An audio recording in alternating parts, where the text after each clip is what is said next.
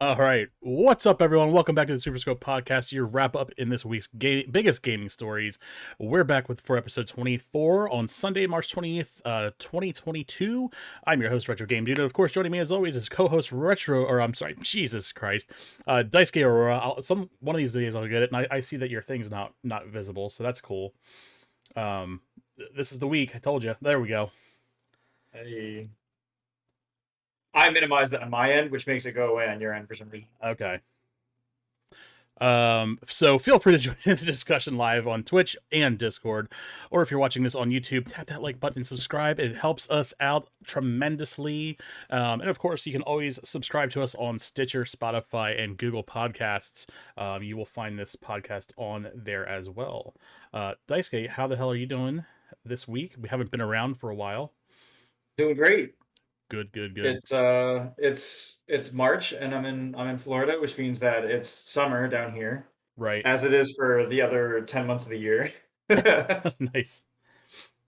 All right. Yeah, doing good. Not want to cooperate. So let me just see if I can figure this out quick. So if I mouse over the application, it works. I told you this would be the week, dude. Yeah, right. I didn't test it beforehand, so it would shit on me. Right. All right. Maybe I'll sneak it over on this monitor. That seems to do it. I do like the background. The game. Like that? Yeah, I can't wait for you to finish it. I know. Infamous Chrono Trigger. It was either this background or grab one of the pictures of Kirby in mouthful mode. And I was like, maybe we'll do this. You could have done Kirby eating that mountain in the background. Kirby eating the mountain. Yeah. Of the part of the game you haven't even gotten to yet. We should, yeah. I was like, you know what we should do? We should every week. I should get a new like Kirby in gaming history eating something that he's not supposed to eat. Kirby, no. Like having like Metroid Prime shot where like Samus is fighting like a Metroid, but it's like Kirby ate the Metroid, so it's like the eyes. Nice. Like on top. Hey, I can whip those up in Photoshop in a minute, dude. I'll give you ideas. We'll come up with some ideas to make some funny ones. Nice. Not full mode. Well, state of the stream. We had a good Jackbox last night. I'd say you were back for the first time in a long time. Yeah. Big ass turnout. Mr. Dabby in the audience. He was there. We had a good turnout. So I think we had I can't remember her name. It's Fairy Deviant. Yep. She was in the voice chat, so hopefully she seems like she's a good fit for us. So hopefully we see her more often as well. Yeah. Especially in the voice chat and interacting with us. So it's good to have her along. Love the background floating skies. Yeah, that's from Chrono Trigger, a game that Daisuke has been streaming for the last year. For the last year. But hasn't played it in 9 months. Listen, I don't have a lot of time to game, and when I do, I end up playing Valheim for Destiny. It's fair. It's fair. I get it. But I will be back on it. And like I always say, I'll be back on it this week. Sure. Hey, to be fair, I tried streaming Chrono Trigger that one time, and then my computer died. Remember? Yeah. You were like out of commission for like a whole ass week. I streamed for 15 minutes, and then it crashed, and then you were like, "Oh, I didn't even see that," and then I was like, "Yeah, I totally did it," and then it didn't count. I didn't get any progress anyway. I literally I'm in that castle where I have to go fight the lizard chief, mm-hmm. and I walked the wrong way for a little bit, realized I was going the wrong way, turned around and went back the right way, started fighting the boss, killed the lizard chieftain, and while I was fighting the big boss dude himself and demolishing him, let me tell you, fantastic boss fight, unbelievable. Definitely. It crashed, and I was like, well. Yeah, good shit. It saved your progress, though, didn't it? Cloud saved you right there? Yeah, it cloud saves, yeah. Cool. So when I went back and reloaded it, I re-downloaded the game, and I put it back on just to see, and I'm literally standing in the same frame as the boss at the bottom of the bridge thing. Mm-hmm. So I literally just walk north and I'm there. And what was it? There was something else about that, too. That was really good about the autosave. Oh, that it wasn't even my power supply or anything. It was like my Windows OS had some kind of problem. Remember, because I reset Windows and reinstalled, mm-hmm. and not only did my computer stop having power issues, but now I can play Destiny again. All that from Windows install. It was some I don't know if it was necessarily Windows, but maybe something along the way that I installed caused some kind of problem. Because remember, I had blue Mhm. screen issues for a while, where I kept blue screening. If I powered off my computer and then powered it back on, instead of sleeping it, it would blue screen once and then power on again Hmm. and be fine. So like something was going wacky with it, and then Yeah.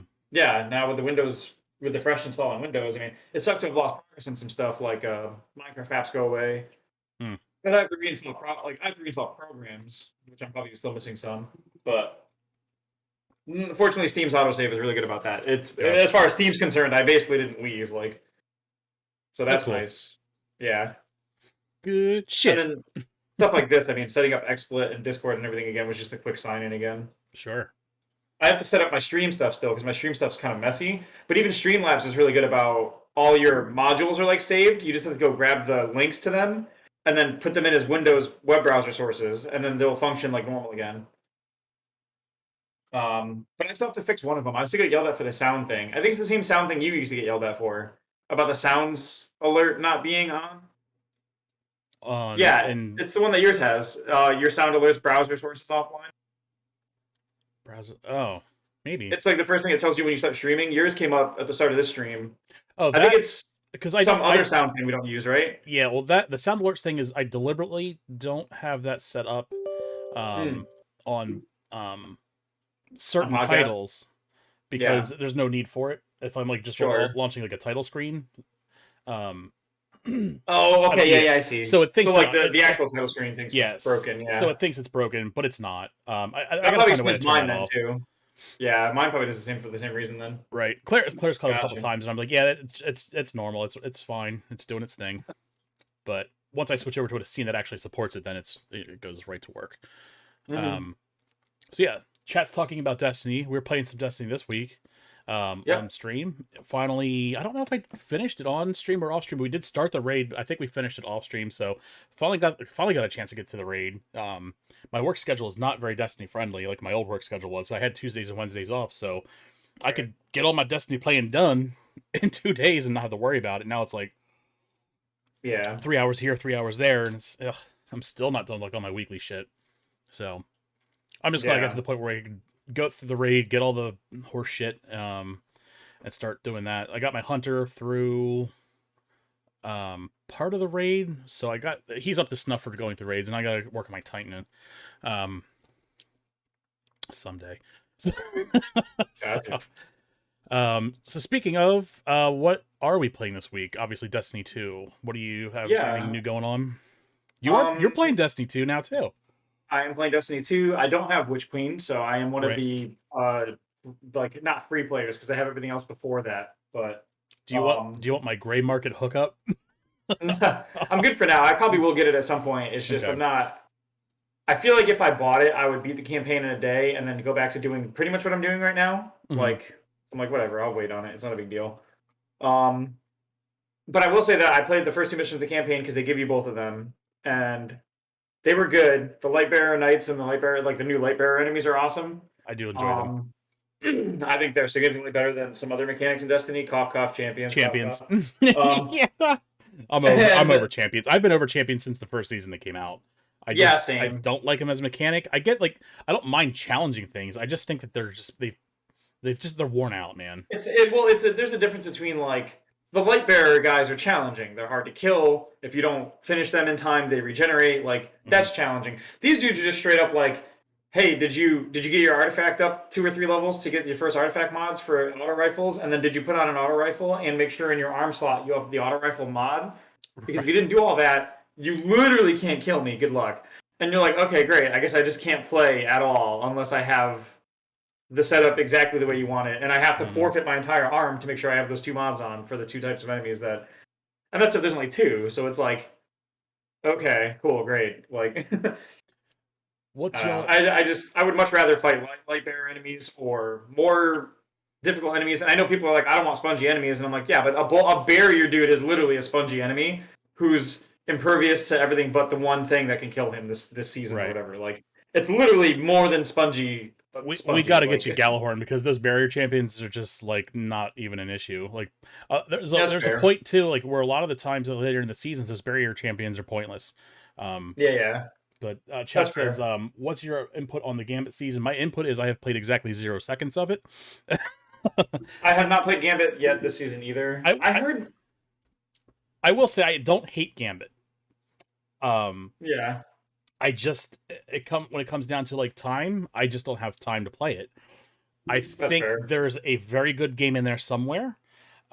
I would like Yeah, to see something like this. And I've proposed this before, and like I've bounced this off people, and I would love to see like a league play if they would bring back the armor sets where specific people had specific positions, right. I like that. um, and then they could play it like that. And then you play it like exhibitions, you play leagues, you play tournaments with that. You could do something really good with that. I think. Um, you For could even sure. like push into esports with that kind of game. I just think they need to Yeah. balance it. Um, it's just like I don't know. It's in such a weird situation right now. Yeah, I agree. I don't. There's just too much wrong with it for me to really critique it fairly. Um, Yeah. but I don't hate it as a game mode. I just I I would sometimes if I play it have the before I would play time, PvP. yeah, sometimes if I have the time, I'll go in there just because it's a milestone to get a drop out of it thing. Hmm. And I I liked it a lot when there was like those gear sets that kind of leaned you into positions or roles within your team because I that's one of my favorite mechanics in most team oriented games that we do is like when we're playing Final Fantasy or we're Self playing revive. even in Destiny with like the Hunters, Titans, Warlocks. There's some variations there that makes it so we don't all go into triple Hunter because we know having the bubble is nice and having the circles is nice. Hmm. Um, and I wish you would see more of that with Gambit because it turns the Gambit match into more of like a mechanical team oriented activity than just like a hodgepodge of people playing PVE content together with the random. Right. It's literally like you're playing like a mini strike with your friends, but then occasionally another player just shows up and starts killing people. That's just what it feels like now, and it's like okay, cool. Hmm. Um, I could just run strikes and not have to worry about being invaded, I guess, and then it'd be sort of the same thing, but maybe even more fun. I Right. don't know. Yeah, on its face when it first dropped, it was a really cool mechanic. It was really unique. I liked it. What if they put Blitzball in Destiny? There he goes. But he loves. I promise you, he loves Blitzball. um, I like Final Oh my Fantasy god. X. I'm not a blitzball player, that's for sure. Oh my god, I love Blitzball. It never got me for some reason. I'm not sure why. I just never was a fan. But I mean, I probably have bad opinions on Final Fantasy minigames because my favorite minigame in Final Fantasy is probably the card game in Nine, and Hmm. everybody tells me that Nine's card game was just like a shitty knockoff of Eight's card game, which is apparently where the idea came from. Obviously, it's a very Sure. similar game. So everyone's like, "Yeah, what's your favorite minigame in Final Fantasy?" I'm like, "Nine's card game," and they're like, "Oh, it's trash." And I'm like, "Okay, Right. sorry." I miss the older Gambit when it first turned to Gambit Prime. I did like Gambit Prime. I think that was kind of like peak Gambit, and then they kind of smushed it together. I don't know. Oh I yeah, yeah, didn't like playing like three whole matches of it. That would just seem a little much, especially when like the reward yield for it was like not enough. yeah. Um, That's true. For like the time invested, yeah. right. So I don't know. Like I said, I know there's a good game in there somewhere. I just think they need to really take it back to the drawing boards with balancing it and vision. Yeah, agreed. All right. So also playing Luminous Arc. I don't know if you are familiar with that. It's a tactical RPG on No, the DS. I saw you post that on Oh, Twitter. it's I think. such a good game. I would recommend anyone go to play that because it's so good. If you have a DS or if you have some kind of way to emulate it, do it. It's dope. Mm-hmm. You don't have to That's a worry good about the one. piracy because the company who made the game is long gone, so it Oh doesn't my god, fucking yeah. matter. Fair, But I would say absolutely. I'm gonna start. I started from scratch. I hadn't played the sequel. There's three games in the series, um, so I'm Mm-hmm. going back to play that, and then I'm gonna play two, and then I'll play three. I don't know if three has an English translation or not. That's the only problem. We'll There see. you go. But yeah, that's fun. I've been playing that off stream. It's just something it's like my wind down game right now. So I'll throw it on when I'm in bed and then just pass out. There you Um, go. Played Super Mario World last Monday. Unscheduled stream. Told you guys it was coming. There Um, you go. so I had fun with that. It's been a while since I played that game. Got to almost like the last world in like a 3 hour stream, so it's not too bad. I just Yeah, gotta no, go. no. Gotta go back and unlock all the um hidden levels and shit. I completely forget where they all are. It's been like Oh 20 years. yeah, like Star Road and everything. Yeah, I Yeah. 100% of that game back in the day, and whew, it's been a minute. Yeah, I think I did when I was a lot younger, probably, because that was back in the day when like you didn't have a lot of options for games, and what you got Right. was what you got. So Yeah, like you had five you games. poured your time into that game. Yeah, Right. exactly. Whatever game you had, you poured your time into. Like you found things in Link to the Past that you were probably never supposed to see because you were just playing that game for 100 hours a month, like Mm-hmm. Well, I have my for a Nintendo, year like my long. NES box above me. It's like it was like a Nintendo branded NES carrier, like black Mhm. snake skin. It was nice, but it was like it holds like 10 games. Those are the 10 games I had, man, back in the Yeah, day. That was yeah. it. My childhood was big on like hitting Blockbuster, renting a game, beating it in a week, hoping I could beat it in a week, and Right. then returning it or whatever. Like. Hell yeah, man. But I mean, it worked. Obviously, it was like we were too young to really know. Like we didn't have a lot of review systems in place, or we didn't pay attention to them. So like, you would just walk into the store and look at art on the shelf and be like, "Oh, this looks cool," and pick up random games. Definitely. So it was cool. I mean, I obviously nostalgia. I'm sure a lot of those games we rented were shit, and we didn't realize until later. You're Like, right. and your parents were like, "Oh, you rented a game. It's yours for the week," and you're like, "Oh, but this is bad." And they're like, "Well, it's not my problem. Like, I'm Oh, not renting dude, you that game yeah, this man. week." I remember those times. Like, oh, this game sucks, and you're like stuck with it for Yeah. a week. Parents like, Um, why aren't you playing the game? I was like, because it sucks. because Like, it oh, it's your sucks. Like, problem. yeah, exactly. Yeah, there's that. I mean, my wind down thing's been Valheim. I've just been getting on at night and casually progressing the world a little bit. You Cool. know what it is? Because the last time we all played Valheim, I think like it was me, you, Dark, Reese, and a few other people, and I feel like Dark had a lot more time to put into it, and the world suddenly was like done. Like the house Right. was huge, all the materials were there. You guys were like, "We have materials if you want it. We have armor and stuff." And I was like, "Oh, cool." And there was like four bosses that was already all dead. So I was like, oh, "Okay, cool." So I didn't really get to see Yeah, any of that. that's I get. I was like, I kind of want to do my own thing in it, just not like without nobody. Like if people want to jump in on it with me, that's fine. But like I Right. kind of want to actually see all the content from the front myself or We need a whatever. server where we don't have like for people who don't have all fucking day to play this shit. Yeah, It's like, yeah, because I run into the same problems with that a lot. And it's like, yeah, oh, everything's dead, everything's done already. All you have to do is go through this, and that's it. I'm like, okay, well, that's the game. yeah. Okay. Well, that was like my opinion of Diablo 2 isn't very great because my only run through that game was I got carried by three other people who ran it all the time, and they Right. dragged me all the way to the end rapidly, and then we're like, "That's the game. Now we grind." And I was like, "No." So Right. for me, it was like a guided tour on Coke where like I didn't get to do anything. Nice. Like there was no experimenting. I didn't learn mechanics. I didn't fight dudes that were interesting. I didn't even know the story because it was like, Yeah. go back to town, talk to the person. Come on, skip, skip, skip, skip, skip. And I'm like, okay, yeah, I'm coming, I'm coming. Like What, I couldn't sit there and read and be like, hang on, guys, I'm reading. Just like what no. was that term from last night? Speed sugar. Oh my god, power sugar Power or sugar. something. Yeah. Yeah. Oh my god. So, did you get a chance to play the Kirby demo? I did not actually. You No. piece of shit. I know. Yeah. That's right. I did. I enjoyed it. I got a chance to burn through it on the easy mode.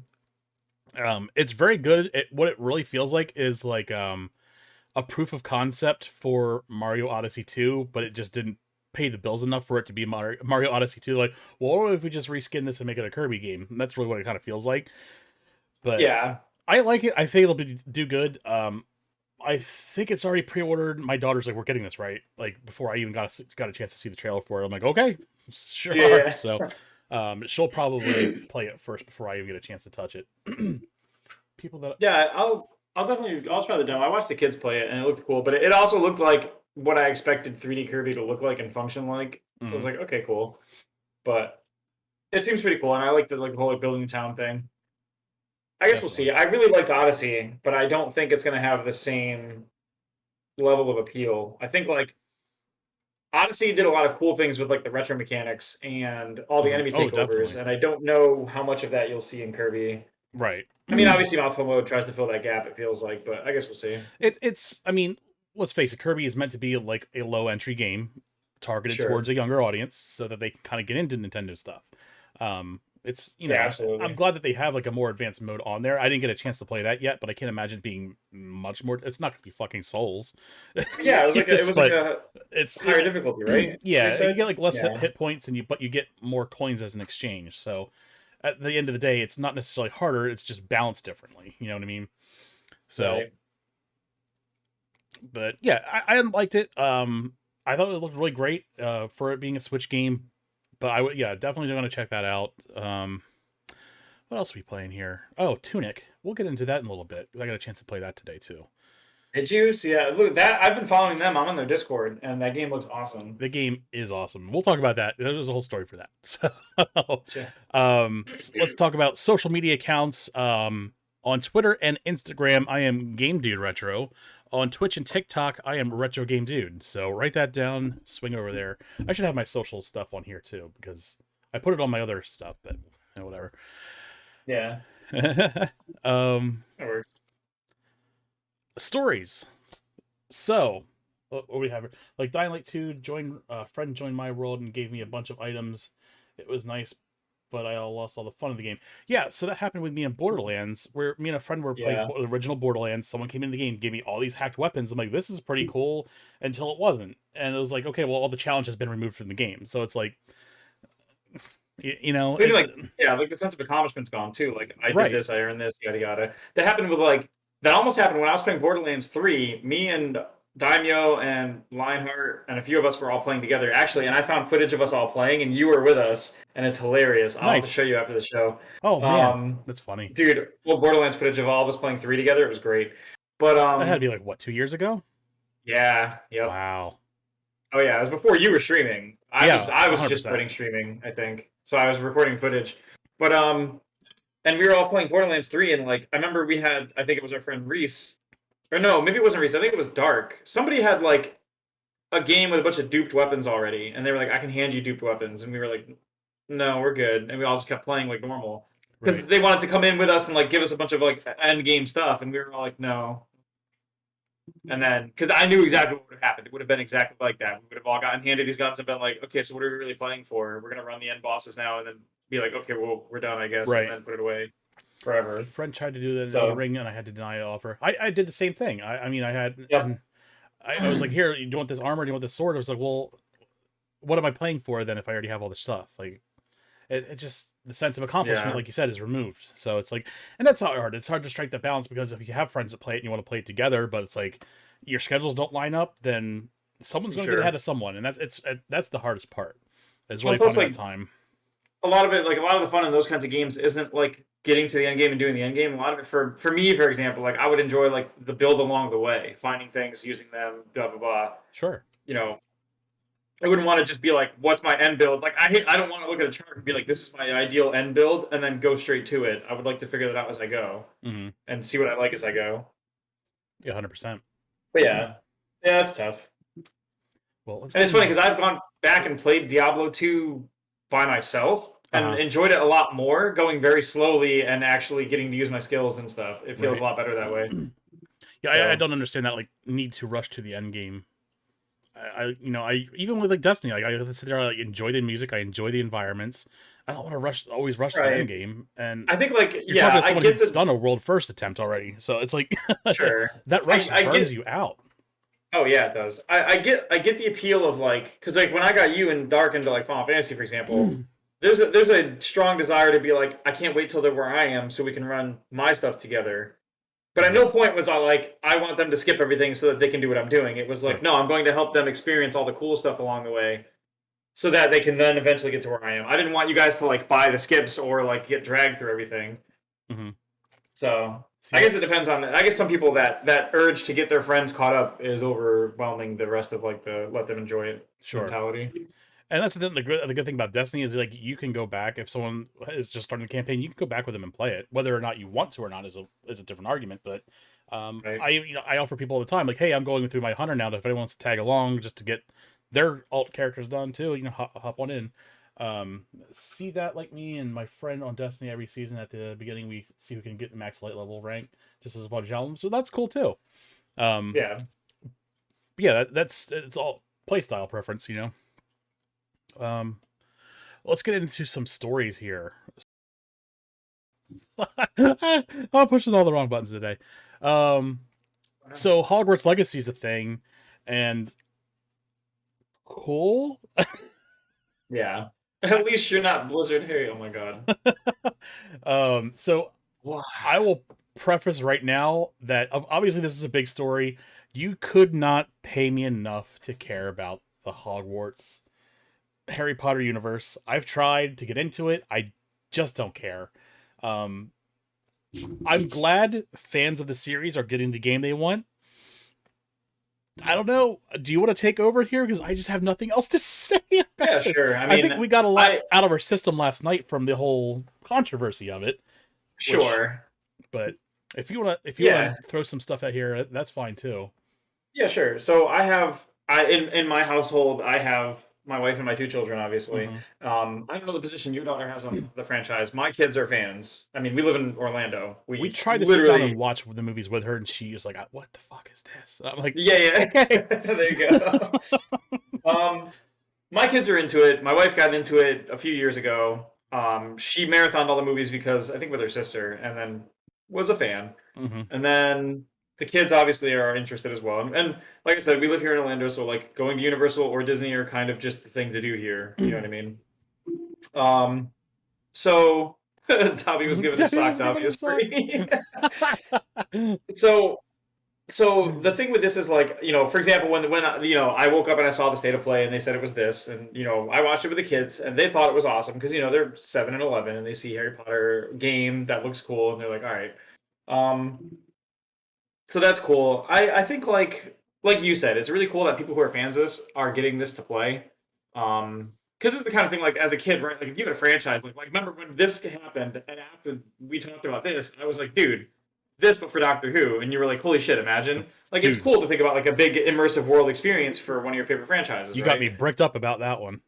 Right. Could you imagine? Like it's cool to take something with this because when we saw the state of play, there's the scope of the game is very big. You've got the entire castle, you've got the areas around it, you've got Hogsmeade, which is that little town off to the side. Mm-hmm. You've got an open world you can explore on your broom. You've got these other little towns and villages that are interspersed everywhere that you can talk to, and there's shops at all of them. So that almost gives me like standard Final Fantasy vibes, where like you're exploring the world and you're finding these shops, and sometimes you find a shop that sells a really cool weapon that you can't find anywhere, or a better piece Mm-hmm. or whatever. And all that's really cool.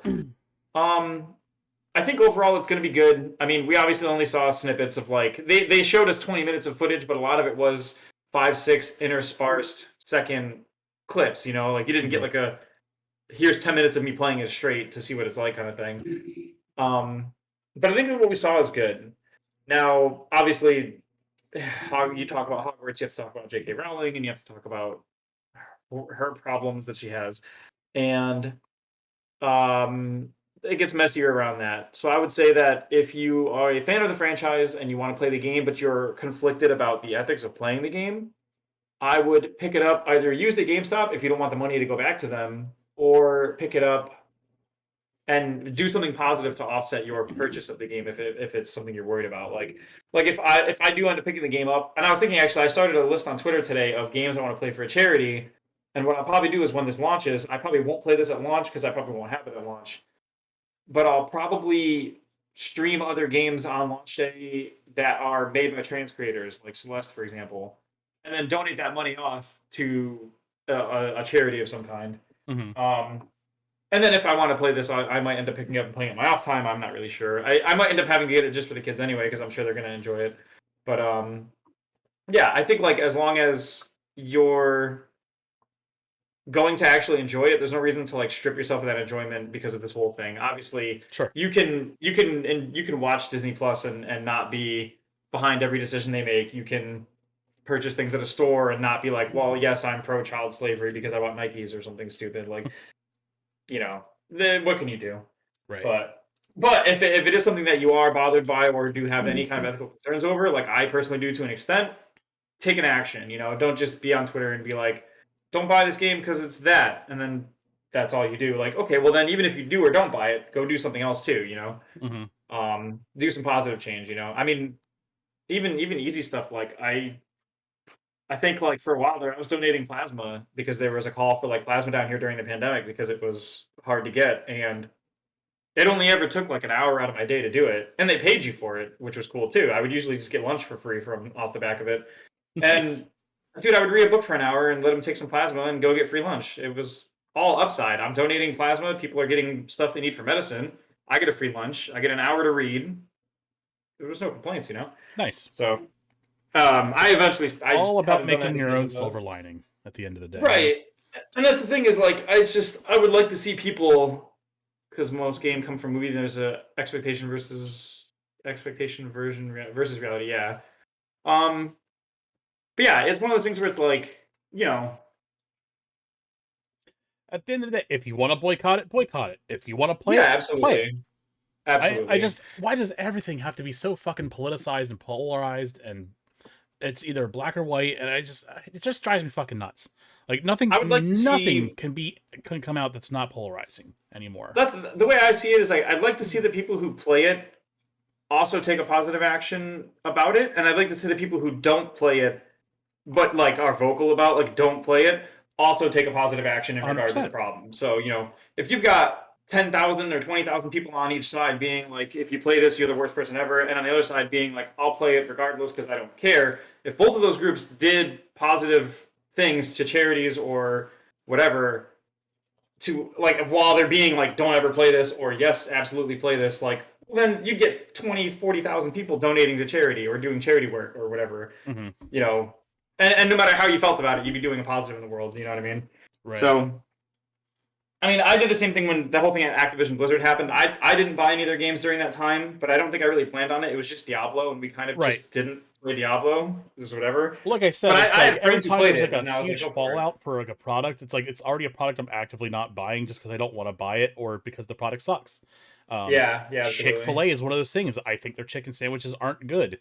They're just Right. mediocre, gross, sweaty sandwiches. I have better chicken available to me in this town 10 times over. So why Dude, would I fucking sit in 45-minute line for a sweaty ass chicken sandwich? can Like, I sideways for a second about that? Something really funny in my town. We what's have we have a down the street. Literally, we have a Popeyes that's opening. Like they built the building and then we didn't know what it was, and then they put the signage up and it's a Popeyes chicken and everything. Mhm. And down the next block corner is the Chick-fil-A, right? So it's right there. Nice. And so now that we have the Popeyes right here, it's like, dude, we can get Popeyes. Because the other one that we have that's down here is like 15 minutes away, and the wife's not very happy about getting it and then bringing it home because it's like 20-minute drive or 15-minute drive or some garbage. Um, but like, so they started building this, right? Like 6 months ago. And then all of a sudden it hasn't been worked on the last like 2 months. Uh-huh. And we're like, oh no, what's going on? And then all of a sudden around the corner by the Chick-fil-A, overnight, I swear to God, over like a week and a half, a Shake Shack just appeared from the ground. A drive-through Shake Shack. And they're Nice. just like, and they're opening like on Thursday, and they're like, yeah, we're opening. And I'm like, how could they have built that in like a week and a half and be ready to go? And meanwhile, like the Popeyes has been working on it for 6 months, and they like haven't.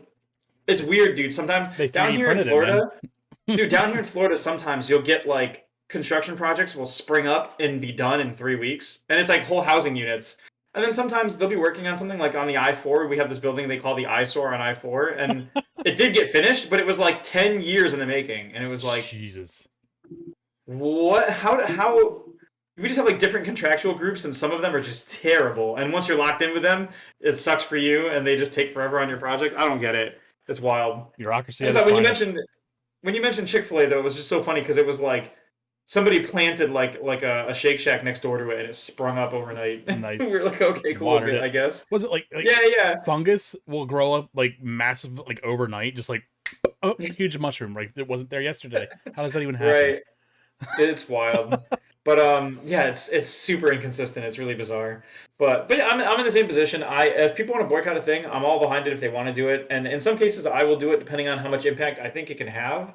But I think that in most cases with like things like Walmart, things like JK Rowling, things like even Chick-fil-A, I don't think whether or not I purchase from them is even going to be something that they notice. It's not like Right. they're going to be like, oh, that one dude in Florida, he bought our game, or he bought a chicken meal today, and that put us over into the black to like keep our business open or something. Like, no, these things are going to work without us, whether or not I contribute. 100%. Um, and that's not even to discuss like the backlash effect of like how many times do we see like conservatives or progressives boycott a specific thing, and then that thing doesn't go away. It kind of just Right. either gets bought by someone else like Blizzard, or it gets a push forward like Keurig or somebody, where like they people buy a bunch of Keurigs to break them, and then they make a sales number they've never had before, and you're like, Right. okay, Like, I don't know. It just feels like if you want to do it, that's fine. If you want to push other people to not do it and you make an argument for it, that's fine as well. But I don't think I dislike the whole framing of like vote with your dollar because Right. And it it's what doesn't work. we talked about like last night. There's a lot of the times where you boycott a product, you have like what's called I think it's called the snapback effect, where Yeah, you'll see like a dip in either sales or stock value, and then once the opposing ideology gets wind of this, they go out and buy fucking 10 of them. So then you right. see it pop up. So at the end of the day, like we said last night, you either see these companies walk away at least with like just at like no A loss break even. Yeah. or gain. So it it's just the dirtiness of Well, capitalism at this point. yeah, Especially with exactly. like institutionalized massive companies that are too big to fail. Well, So exactly. There's literally no, like we literally, if I wanted to, no matter how hard I worked at it, I could not shut down my local Walmart.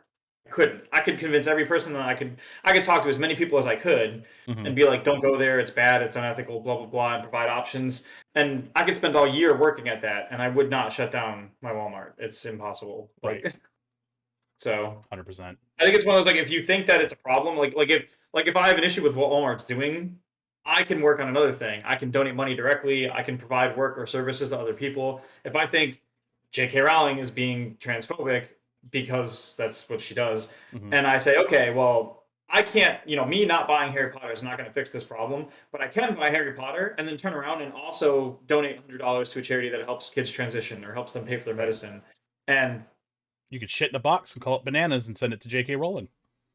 I mean, I don't Whatever know you what want to shipping do. costs in the UK. Be creative. That's all I'm But saying. you get what I'm saying. Like you can have a lot more positive impact by helping people directly than you could ever have by like trying to take a negative on not buying a product stance because Right. our economy doesn't allow for not buying a product to like kill that product unless it's like a mom and pop shop.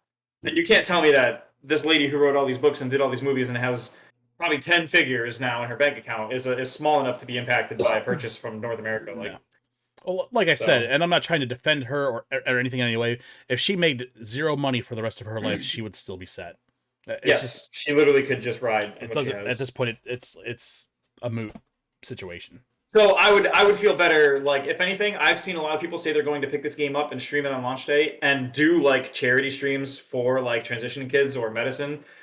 Fantastic, because if you can get a bunch of people to come into your stream mad that you're playing the game and then see that you're doing the charity and then turn around and go, oh, I'll donate to that charity. Yeah, this is a good idea. Why not, dude? Right? I Sure, mean, shit, go it's for it. That's great fantastic. marketing. You Yeah, get down to it, absolutely. especially as a streamer. And it's a Um, great way to get the people who have a problem with the game to see that you're doing something to help fight against right. because it's not like the developers of Hogwarts Legacy are the problem, and it's not like people who like the fantasy world of Harry Potter are a problem. I mean, sure there are problems in the writing, but every writing has a problem in some capacity or another. Like I'm a big fan of The Wheel of Time by Robert Jordan, and I'm loving that franchise, but they have some groups of people that treat certain groups of people like shit really badly. And I'm not going to be Mhm. like, wow, this is like a comparable to oppression, to slavery. It's like, well, yeah, but it's a thing. Some cultures suck. They're purposely putting cultures in there sometimes to be like, this culture sucks.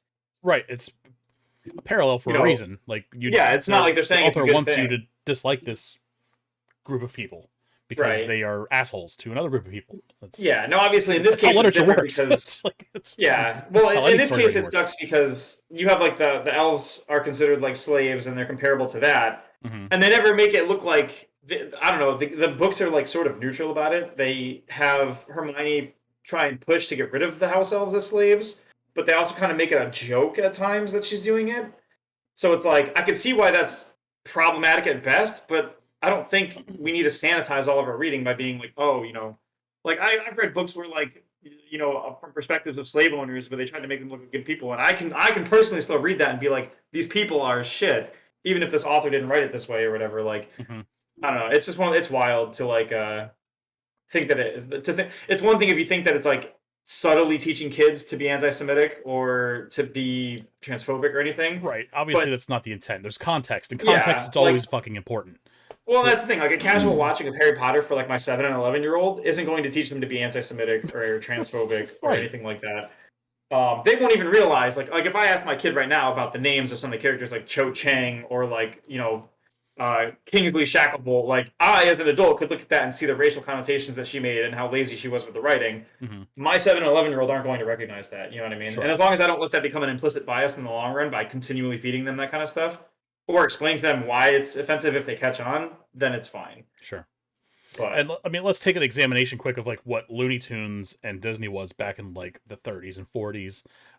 yeah, And they're Fleischer still, animation, yeah, I mean, that was blatantly racist stuff. absolutely. And we're giving them a pass. So, Well, I like, think it's the like, thing is they do like they'll especially nowadays. I like what they do is they do like they don't censor that out, but they'll tell you outright like back at the time this was normal. That doesn't Mhm. make it okay now, but we're showing you what it was at the time, and I think that's fine. And like for a thing like this, like J.K. Rowling writes, and if she writes a book where like the goblins are obviously a representation of Jewish people, and then they're treated poorly, and therefore the theme is that it's anti-Semitic. Yeah, that sucks. I can still enjoy that world and also say that that sucks, or I don't, that she sucks for doing that I don't part. think like a Like, depiction of sure, slavery is necessarily anti-Semitic or racist. It's yeah, yeah, it's there as a driving point. Like if you walk away from that and say slavery is wrong, it did its job. Like right, right, I just yeah, that's I exactly. just don't understand like why people would take this away as like take away from those specific instances and say, well, this is encouraging anti-Semitism, Right. That's I or think the the book difference. clearly illustrates that it is a wrong thing to do. So Even what's the thing? I'm not even even if it doesn't illustrate that it's wrong, because I think what there's two different things that are going on. There's mhm. the house elves being slaves, and then there's the goblins being a stand-in for Jewish people. Like they were forced to work Okay, the banks and all that, and they're grimy, scummy, like greedy people. Like that. right. If even if you read into that as anti-Semitic, which I understand why people would, and I would probably agree if I sat there and analyzed all the books. Mhm. Um, that doesn't mean to me that like if I read a book where the villain is like a black guy, I'm not going to be like, well, the villain was a black guy, so now I have to remember that black guys are villains or something Right. stupid. Like no, if she's anti-Semitic and she writes in an anti-Semitic way, yeah, she's shit for that, and I get that. But it's not like the entire Harry Potter franchise is built around the goblins from that one or two movies that we see them in or whatever. Like Right. so, I don't know. It It's just just one of those seems things where like it's there's like a lot of fallacy there. Like let's take Scrooge McDuck for an instance. If he didn't have a right. Scottish accent, would we automatically jump to the conclusion that he's Jewish just because he likes money? Like Yeah, yeah, agreed. it just seems like it's a bit of a jump. I don't know, but again, I don't know enough about the series to really say one way or another. Um, I don't know. Maybe Yeah, maybe we should move on, but I don't know.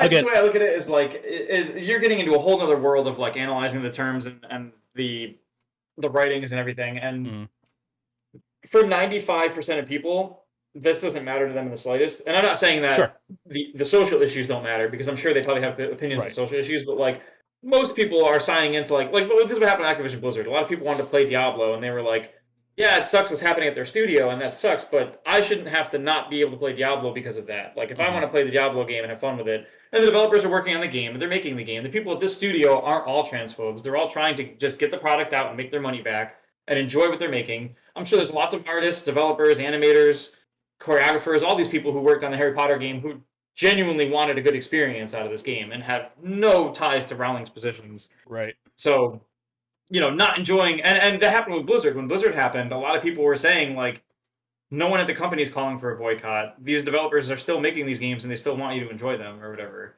Hmm. They would just like solidarity. So if you want to like be pro those people while playing that game, that's fine because you're still supporting them. You know, Right. that's the way I look at it. I'm going to do some stuff to try and support that community while, if I do pick up the game, while enjoying the game for what it is. Nothing wrong with So that. That's fair enough. Um, I'm going to go delete my Twitter since now, I guess. yeah, since I don't have I'm anything else kidding. to add to this because I don't know the series enough. Let's That's move fair. on. But speaking of state of plays, apparently a state of play showed up to a Ninja Turtles announcement a couple weeks ago. We weren't around to talk about that one. So, what do we have in the chat here? What's funny? Not all elves hated their person they were assigned to. Yes, there were some like Dabby, but in return, he was set free to people only see the negative Harry Potter. Yeah, that's it. And it's kind of like a dwelling, I guess. Like they're just people. Some people will go out of the way to like look to be offended, and I just think there's a lot of that we have to kind of separate from having a legitimate conversation about things too. So, Yeah, but that's the other thing too. Is trying to have legitimate conversations with the internet. You're going to get a lot of. I mean, you've been learning that today with your interactions today. That some yep, people are just beyond reproach. right. So yeah, so Konami came out and announced NFT free Ninja Turtles Cowabunga collection. So this is if you were a child of the 80s and 90s like I was, who boy, this is the collection. I think I counted, was it 13 games in this collection, all from spanning from the arcades to the NES, Super Nintendo, Sega Genesis, and Game Boy. Yeah, This is basically like the entire. This is the big lineup, baby. They're adding. I will say. Go ahead. Oh, I was just gonna say. I think it's. I want to say that maybe 4 or 5 or some were like ports of the same game on different systems. So you get Yeah, different versions of them. Hyperstone Heist and I think Turtles in Time were Arcades similar, and like consoles, similar but right? different. Yeah. But yeah, we did Yeah, have they yeah. did have both tournament fighters. So there is the Super Nintendo and Sega Genesis tournament fighters. But they've Right. got like on the Game Boy, Follow the Foot Clan, back from the sewers and Radical Rescue. I didn't play Mhm. the second, but I still have the first cartridge, probably somewhere in my um, other room. But phenomenal game. Game I used to play on the goddamn bus on the way home. Yeah. Okay. But I will disclose here for a second because I want to get your anger out of the way now. Um, I played the NES Turtles, the first one, mhm, and I played the NES Turtles 2. That was like more like the walk the streets beat 'em up kind of game. yeah, And I played maybe the first 5 minutes of Turtles in Time, and that's it that's out of fine. all these games. The great Well, thing, no, I might have played more of the arcade Turtle, right? Because the Turtles 2 for Nintendo wasn't the same as the arcade beat 'em up Turtles, was it? it was close, It was but close. it Okay. was like the adaptation of. It was meant to be like Okay. the console port of it.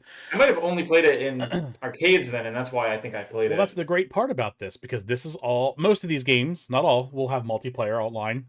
Oh Um, yeah. so day one, baby, we're gonna be streaming this. I can I was guarantee gonna you. say you're gonna have to drag me into Turtles in Time because everyone I talk to about that game says that it's one of the peaks of like that style of game Yeah. that they really got it Oh right. yeah.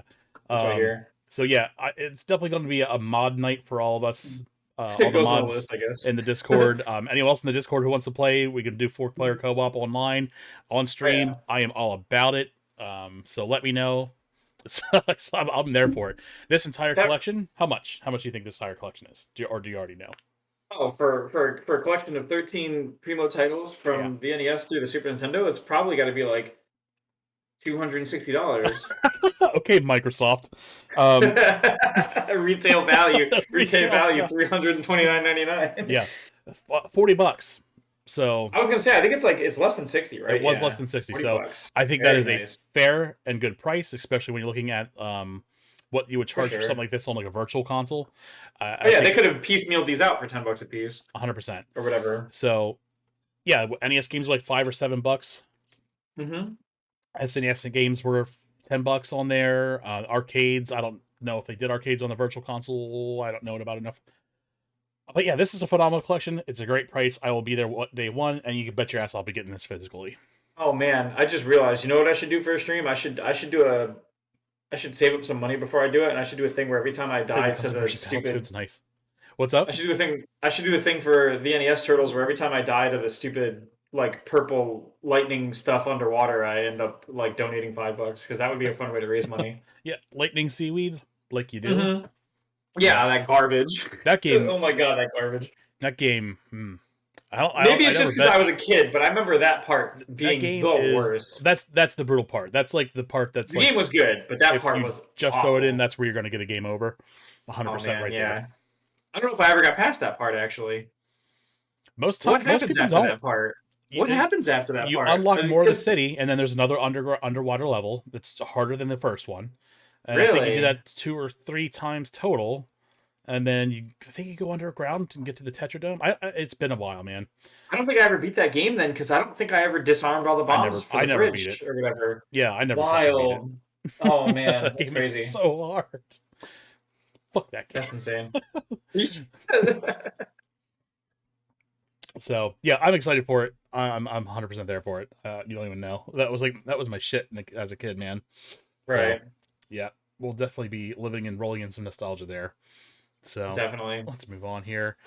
So Tunic dropped.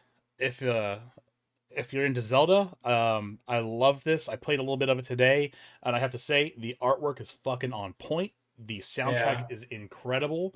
The gameplay is phenomenal.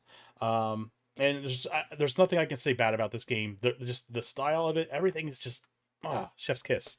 Um, Yeah. so you get to play a little bit of it. It plays a lot like a Zelda game, but it's like isometric, which just does nothing but add more appeal to the game.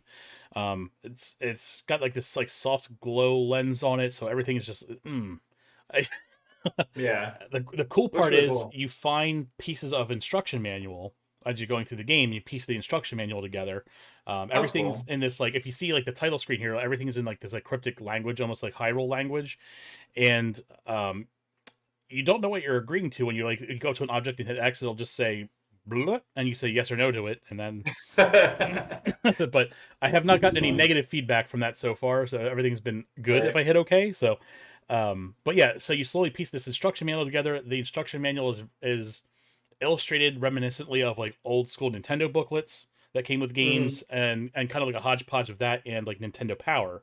It'll actually give you like little maps of like dungeons and stuff in the booklet, like little blurbs on like the enemies in the game. It's so cool, man. I just there's nothing about that game that See, I've seen so far. And some people are saying like it's difficult. I don't.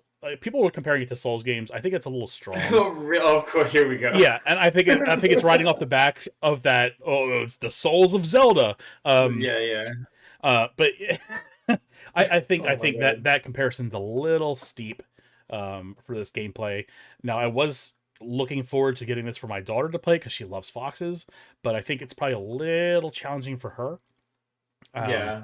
but I mean, I would 100% recommend playing this. If you have Game Pass, it's live. It's free now, so go play it. If you don't, go buy it. Go buy the game. Oh Like, yeah. if you have it It looks available really on the good. console, it's so good. Um, I'll have to mess around with it. I know that what was it from what I saw it because I'm in their Discord, so I follow some like the developer stuff and they talk Hmm. about it and stuff. And it's really funny. They have a cool sense of humor over there too.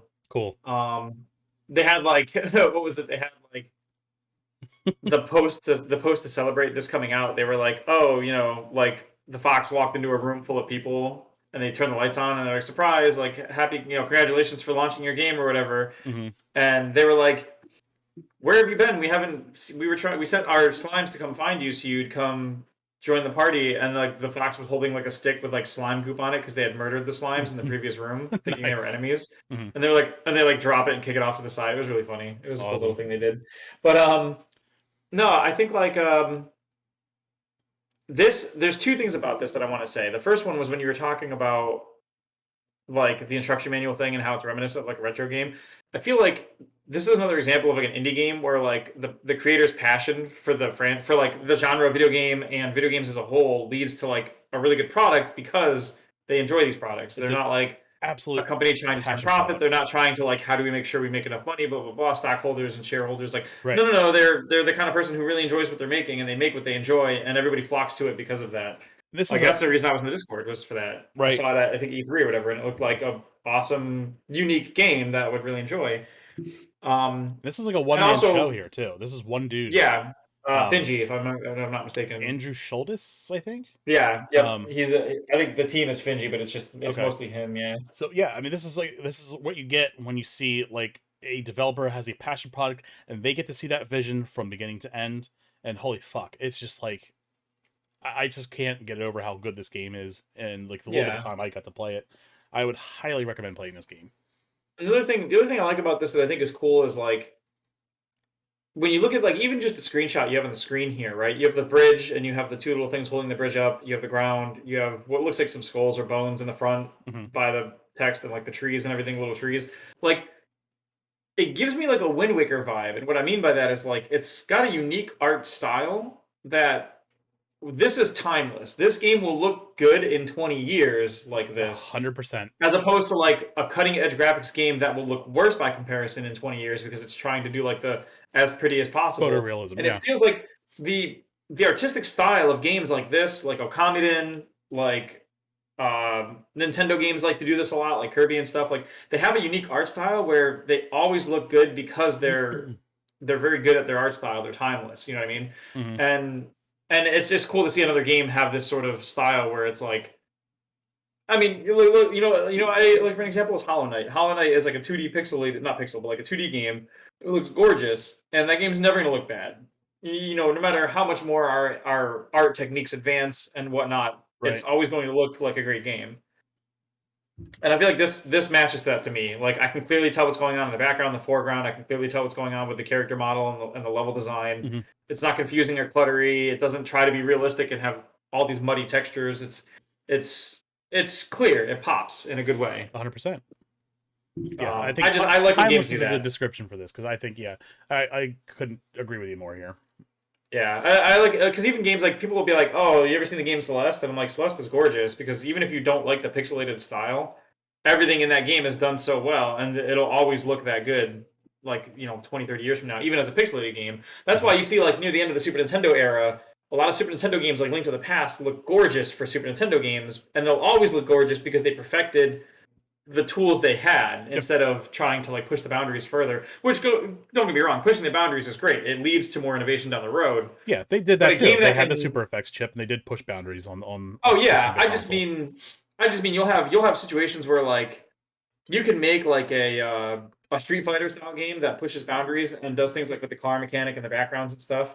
Hmm. And then 20 years from now, you can make another game using those same Street Fighter techniques from 20 years ago, and it will still look. I mean, look at like River City Girls is still built like River City Rampage or whatever, Ransom. Hmm. and but it's always going to look good because they use the same styles that were successful 20 years ago because they have like a nice contained, closed, functional style that doesn't require like we didn't know how to do this, we were pushing to make this happen, we weren't sure how this was going to look like. Right. And you see that a lot in these like indie games, especially indie platformers, things like that. I mean, and don't get me wrong, you have the opposite end of the spectrum. Metroid Dread, for example, is a great example of a game looking gorgeous and like looking like a very modern, updated version of like a Metroid game. And yet, Super Metroid's never going to look bad, even though it Hmm. obviously looks worse than Metroid Dread. It'll never look bad because they did a good job with what they had. Sure. It's just interesting to see that. Yeah, 100%. I appreciate a game coming up with a unique art style because like they could have literally just made this thing look like a fox, like a realistic looking fox, and everything could have looked realistic, and all the art could have been like real textures and photo. What's it called? The photographic pictures of everything for like the ground and the rocks and all the stuff, and then it would be like, okay, yeah, I get it. It's the real world, I get it, but like this looks way better to me. Chat says games like that or most retro games have their style that everyone knows what it's going to look like because that's how it was then. Sure, and that's the thing Yeah, where it's like absolutely. you reach that pinnacle, where like best practices are achieved, and Right. you can really go off of that and improve upon that.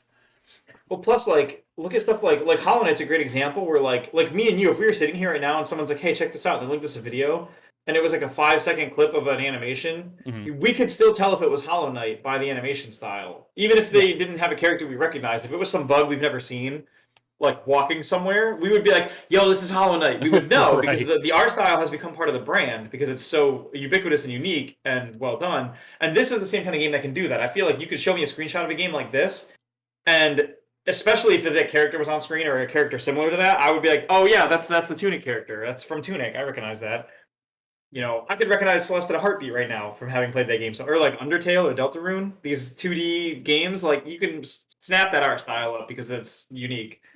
And I think that pays dividends way more than like hopping in the Unreal Engine and photoshopping in it, or not photoshopping, but like copying in all these like photographic pictures of real textures and real areas and real things and being like, look how realistic it looks like. It's like, yeah, but that's not unique. That isn't going to stand out to me. The enemies. What was that game on PlayStation with the werewolves near the beginning of PS4's launch? Remember that? The Werewolf Within. No, the werewolf within.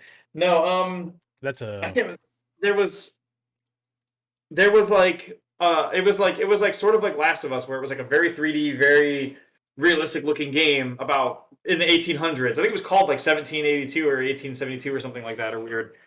And you had like people and werewolves, and they were fighting, and it was like it tried very hard to be super realistic looking game, and it's forgettable now because while it looked good at the time, nothing about it stood out, though. You know what I mean? one night. Like, One night is a werewolf. I'm not no, it's sure. the name of the game is a number. I know that it was a PlayStation exclusive, and it was just a number. I think. Huh. Um, I don't know. It was called The Order 1886. What the hell is that Telltale Games with the werewolf? I thought that was Uh, Werewolf Within. I think it's just the Wolf Within or A Wolf Within or something. Hmm. It's something very much like what you're saying. But yeah, so you had The Order 1886, right? Oh, I see here. And Okay. if you look at screenshots of the Order 1886, like Hmm. gameplay screenshots, it looks good graphically, but it's also immediately forgettable. You're not going to look at that and be impressed by it. You're going to look at that and be like, yeah, that looks like what I'd expect from a game trying to do this, and then walk Right. away from it. It doesn't stick at all. It's not unique Nothing or stylized. right. It's not stylized, and that's the thing is you can look at a game like Wind Waker. If they made it, if right now we were watching a Nintendo Direct and they popped up with Wind Waker style graphics, you wouldn't know it was Wind Waker. Hmm. You would be like, I recognize this. You'd know Okamiden. You would know Ori and the Will of the Wisps or whatever. Like all these art styles are unique, and you would immediately be able to like place it. You know, Right. it's interesting how that becomes like a brand thing. You know. I don't know why my slideshow disappeared, but okay. Yeah. To face reality, I learned this company make most games as good as they can. Get it knowing later down the line it will become less wanted by consumers because technology advances and people see new graphics and animations, and that's what draws people to the next best thing. Yeah, I agree, Yeah, and absolutely. that's why it's really important to support these companies because it's like there's more to games than just graphics. Um, Right. and I mean, Like, you can have yeah. photorealistic Call of Duty, but those games fucking suck. Like, it's like they were cool for like a minute, but now it's like it's the same shit every year.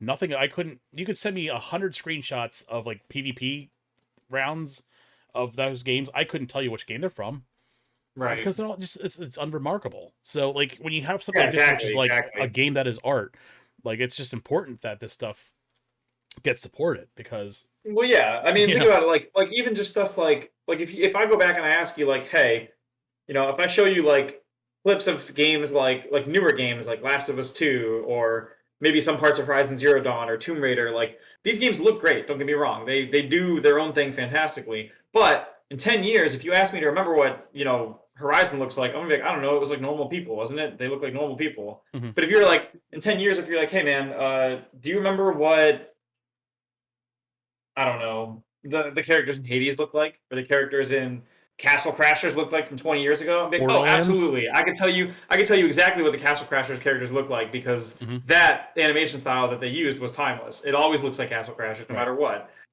Borderlands is great because Borderlands does their cell shade. They do the same thing that Yeah, like that what game was it that cell similar shaded? like it's Okamiden did that, almost and like a it stood comic out book really illustration nicely. style. Yeah.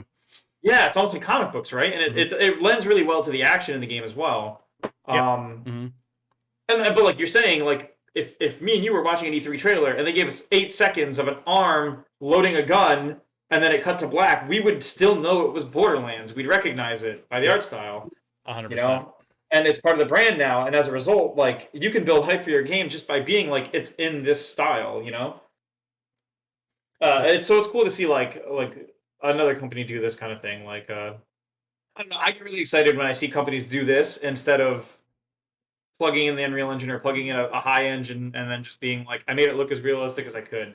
Because those elements are out there for free. You can download Unreal Engine Hmm. right now for free. You can have access. And don't get me wrong, it's a great thing for development. It's a very cool tool. They have like Right. photorealistic images of all kinds of textures and sceneries that you can just slap on things to make it look good. Hmm. But I feel like something like this, where it looks this unique like this, is because there's more love put into the project. And I know it sounds corny as shit, but like people like this developer, Finji, or I guess his name is, I think it was Anthony or Andrew. Andrew. They love the project they're making, and that's why it ends up the way that it does, and you can tell. Right.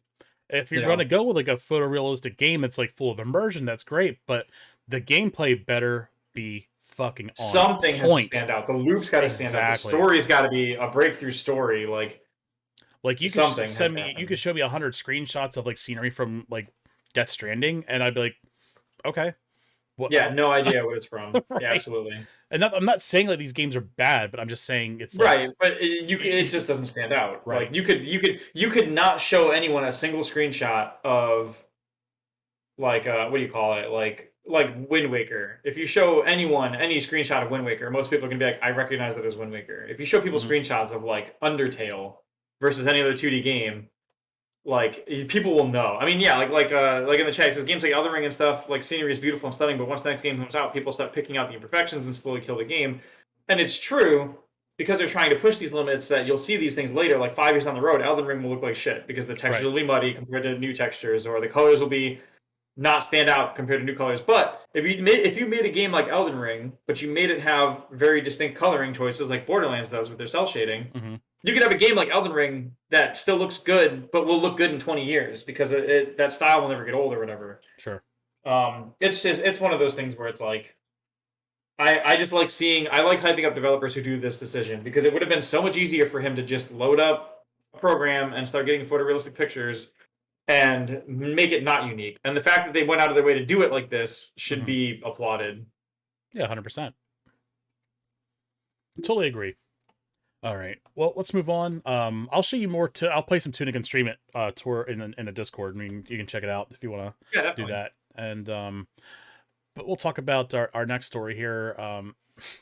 VentureBeat having some weird headlines here. I just like so they posted a story about Ori games. Like, Moon Studios, I guess, came under a bunch of fire because I guess at the time Ori was being developed, it was an oppressive place to work. So the headline reads, despite its beautiful Ori games, Moon Studios is called an oppressive place to work. Like, yeah, the framing on this is really bad, right? I can't, like, the article was okay, and it did do its job as far as investigating a lot of this, but at the same time, like, this is such a softball fucking headline. Like, they should be ashamed by this. Yeah. Like, despite the beautiful games, some asshole had the nerve to say that this was an oppressive workplace. Like, I like how oppressive is in like quotes. Like, I get that it's a speculative claim by some people, but if you actually, so this headline came to me through Twitter from one of the employees shared the headline from VentureBeat and said that they worked at the studio and they hated it there, and like it was depressing and awful, and everyone treated them like shit.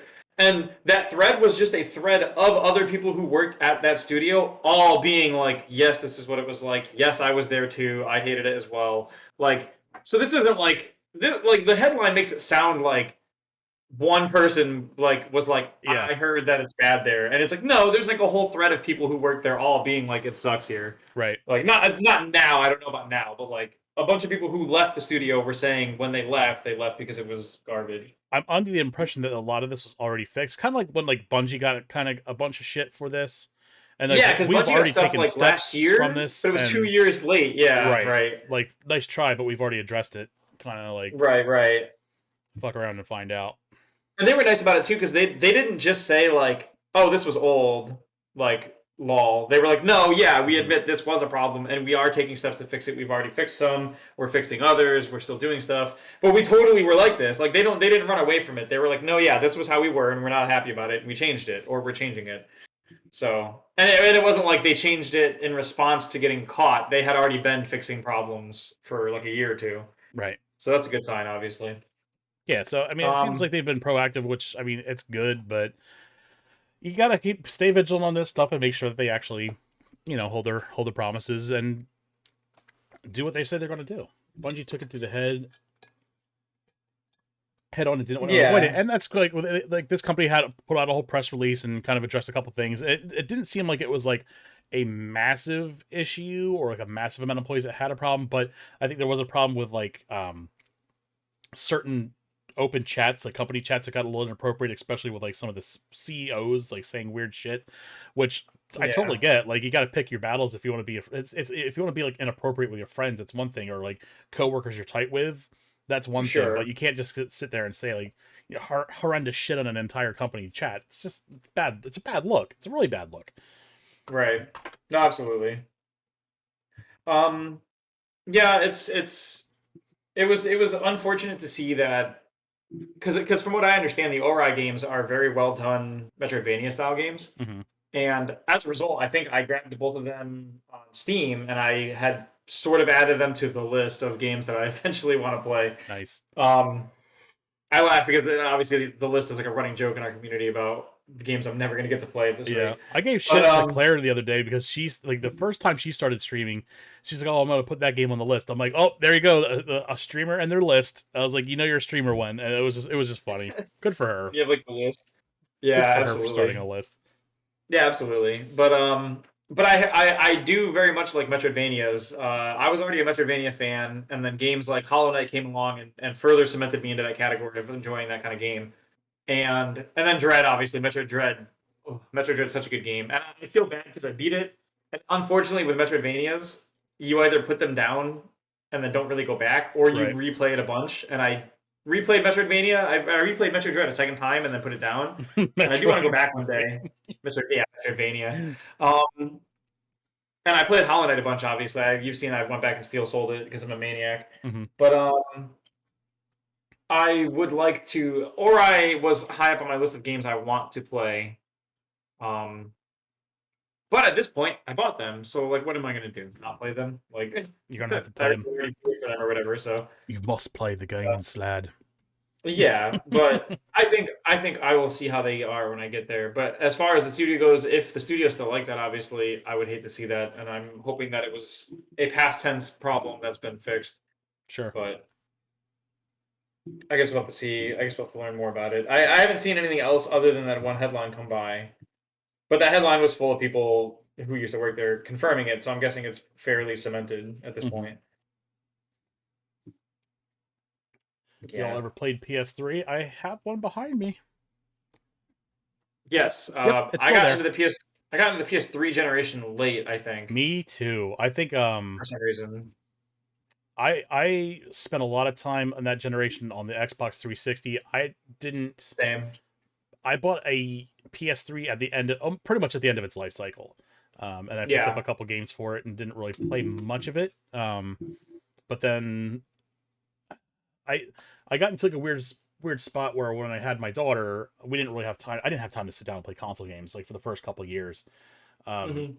so I didn't really have time to dedicate to playing to it, and I didn't get like a huge time on that. Remember PlayStation Home? I do.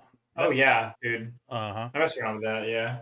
And there was a couple years where I was just doing nothing but playing like portable games because that's all I had time to do is like play some portable games. And at night before I went to sleep, or if we happened to go on a vacation, I could whip one out and play some Pokemon or something on the Vita or whatever.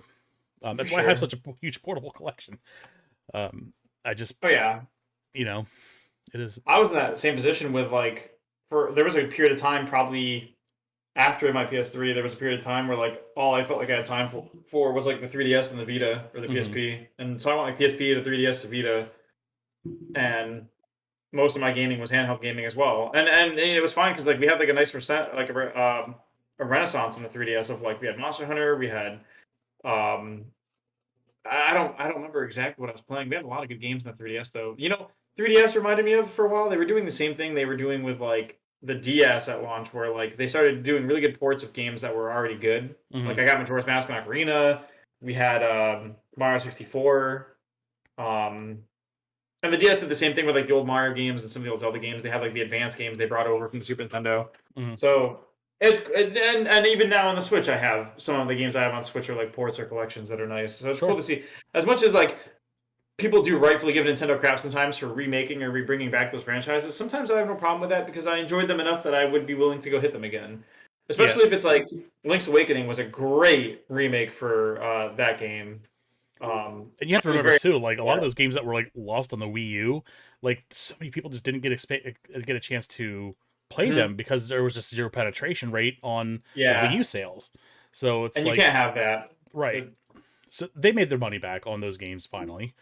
Yeah, So I do like how a lot of the Wii U titles that went to Switch pretty quickly, people were like, "Oh, these are Wii U ports," and it's like, well, yeah, but nobody played them. That's why. Like, right, not every game was Breath of the Wild where it had a simultaneous release. Most games didn't get the Switch release at first, and they had to be ported later. right. And why would you not? Like the Wii had some ports, and it was like that was a no-brainer. You had people porting GameCube games that didn't sell well onto the Wii because the Wii had an install base of 18 quadrillion or something stupid. Right. Like whatever it was. I know it was a gross number. I know that.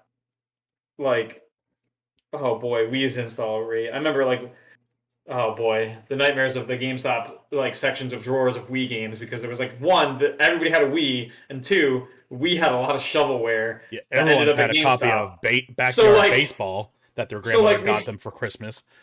dude, we had at one point like a drawer, an entire drawer, 3 rows of CD width wide by like however many long you could fit. It was like 100 games or more.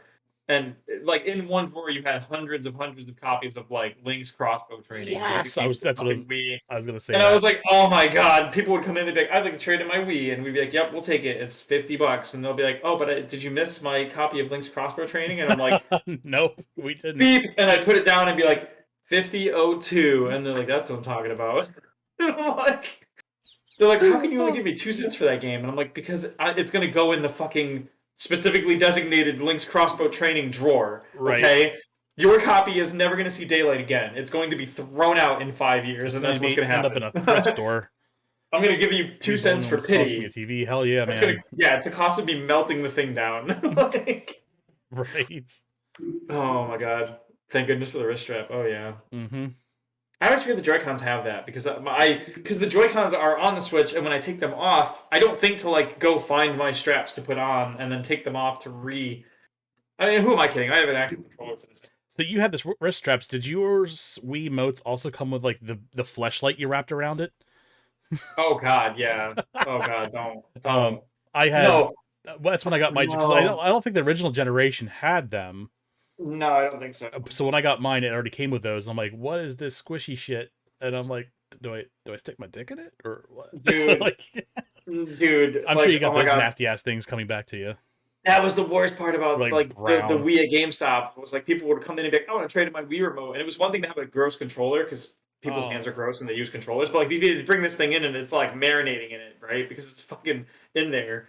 Like, oh, oh man, some of that shit was awful. We'd have people like, and they would come back all kinds of colors and all gross, and people would be like, "Do I get extra for having this?" And I'm like, no, you don't. I should be oh charging you for this." no!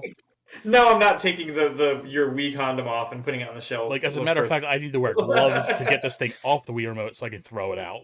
Like, the oh, worst, the worst yeah. ever was, and it wasn't related to them specifically. It wasn't like it was the Wii's fault or Nintendo's fault, but we had a box of shipment come in from another store, Uh huh. and so they do this thing called regional stock balance, where like every week, usually like around Wednesday, they'll give you a list of what items you have that you have a lot of that other stores need because they've sold out. So it keeps it from like, if I have 10 copies of, you know, Mario Party 9, and the next store over is out of it because they sold out and people are trying to buy it, but no one wants to come out here to get it, and I have a bunch. Right. Well, then, I would mail them some of my copies of that game. Well, we had a stock balance come in from New York one time. I forget where. Quincy, maybe? It was weird.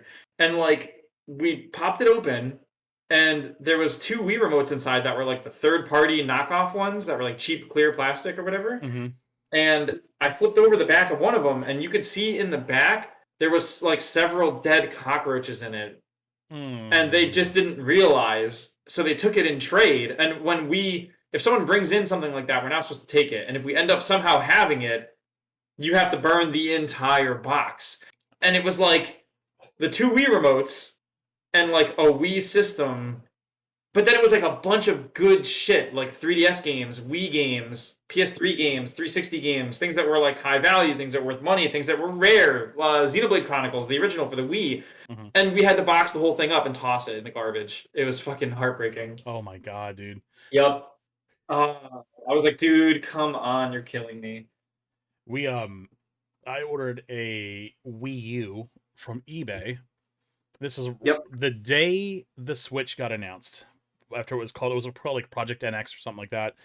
Um, that was the day we found out it was called the Switch. So Yep. I was like, all right, well, that's announced, so Wii U prices are going to plummet, and they did. Yeah, of course. I got Absolutely. the Wii U, three Wii U controllers, like the whole setup, the tablet, and like 12 games for like under $150. I'm like, fucking solid. So that was like the trough of like the value of that system at that point. It's going back up in volume because now collectors want them. Yeah. Yep. Yeah. And it was just funny because I got it, and the whole thing, like, it must have come from like the nicest house and like the nicest house in the neighborhood. Like, the whole box, they opened it up and it smelled like a fucking Yankee Candle. It was just like everything when it was like so, it was like so well taken care of. I'm like, jackpot. That was probably like my best like used system like success story ever. That's And it came great. with like a Lego Wiimote, and it like has like Lego knobs on it, so you can put like blocks on it. Oh, that's It's so cool. weird, but yeah, it was. That's I'll have funny. to see if I can dig it out. But yeah, it's funny I as hell. think I think my favorite was Oh, and it came with a bunch we of those had Skylanders figures too. It was like under yeah. 150 under $150. I was like, it was wild. There you go. I think my favorite used console story was when I was working at GameStop when I first got hired, like literally the holiday season I started. Someone bought. So there was the year that Halo 4 came out, and the Halo 4 had a special Xbox, like silver and blue and white and gray looking, like all Hmm. crystal colors. And it was like pre-order only because every store only got like a couple or whatever. So Game whatever. Boy Advance, baby. Um. Oh yeah, definitely. And then so one dude like he brought it in to return it or something Hmm. because he didn't want it. So he brought it in, he returned it, and like GameStop took it as like a trade basically. I think is what happened because he bought it new and opened it and then whatever. So the dude basically traded it in, and then my boss took it, looked at it, and was like, "Yeah, it's pretty much brand new. I get it." Plugged it in, checked it, tested it, processed it, put it on the side of the counter, and then he looks at me and he's like, "Weren't you trying to get one of these before you got hired?" And I was like, "Yeah, actually." And he's like, do you want to buy it pre-owned plus employee discount plus you trade in your Xbox? And I'm like, what does that come out to? And he like did the numbers and he's like, it'll be like $6. And I was like, fucking fine. Like, all right. So I Wow, brought my Xbox the next day and traded it in and I paid $6 to upgrade it to the Halo Collector Edition one. And I was like, fuck yeah. that's wild. Also, the only reason I have the Kingdom Hearts PlayStation that I have now is because I worked at the store. So when they announced it was available on the website, I was one of the first people there. I wasn't working that day, but I think Nico told me he's like, it just went up today at noon, and I'm like, oh yeah, I'm all over it. So Nice. no complaints about that. Cool. It's cool because like sometimes you'll get people who just one day a dude will walk in and they'll be like, I like to trade this in, and you're like, I've had people come in and be like, I want to trade this in, and I told them no, like not like seriously, but I would be like, you really shouldn't do this because they'll walk in with like the Majora's Mask 3DS and be like, I like to trade it in, and I'm like, you don't get any extra. You get like the basic $50 for this, and you could put this online for like 300. Dude, they are And they're like, 3DSs are selling yeah, for such crazy amounts of money right now. It's yeah. insane. Oh, I Especially bet. the Majora's Mask one, and I wanted that one for like the longest time. And now, I'll pick it up eventually.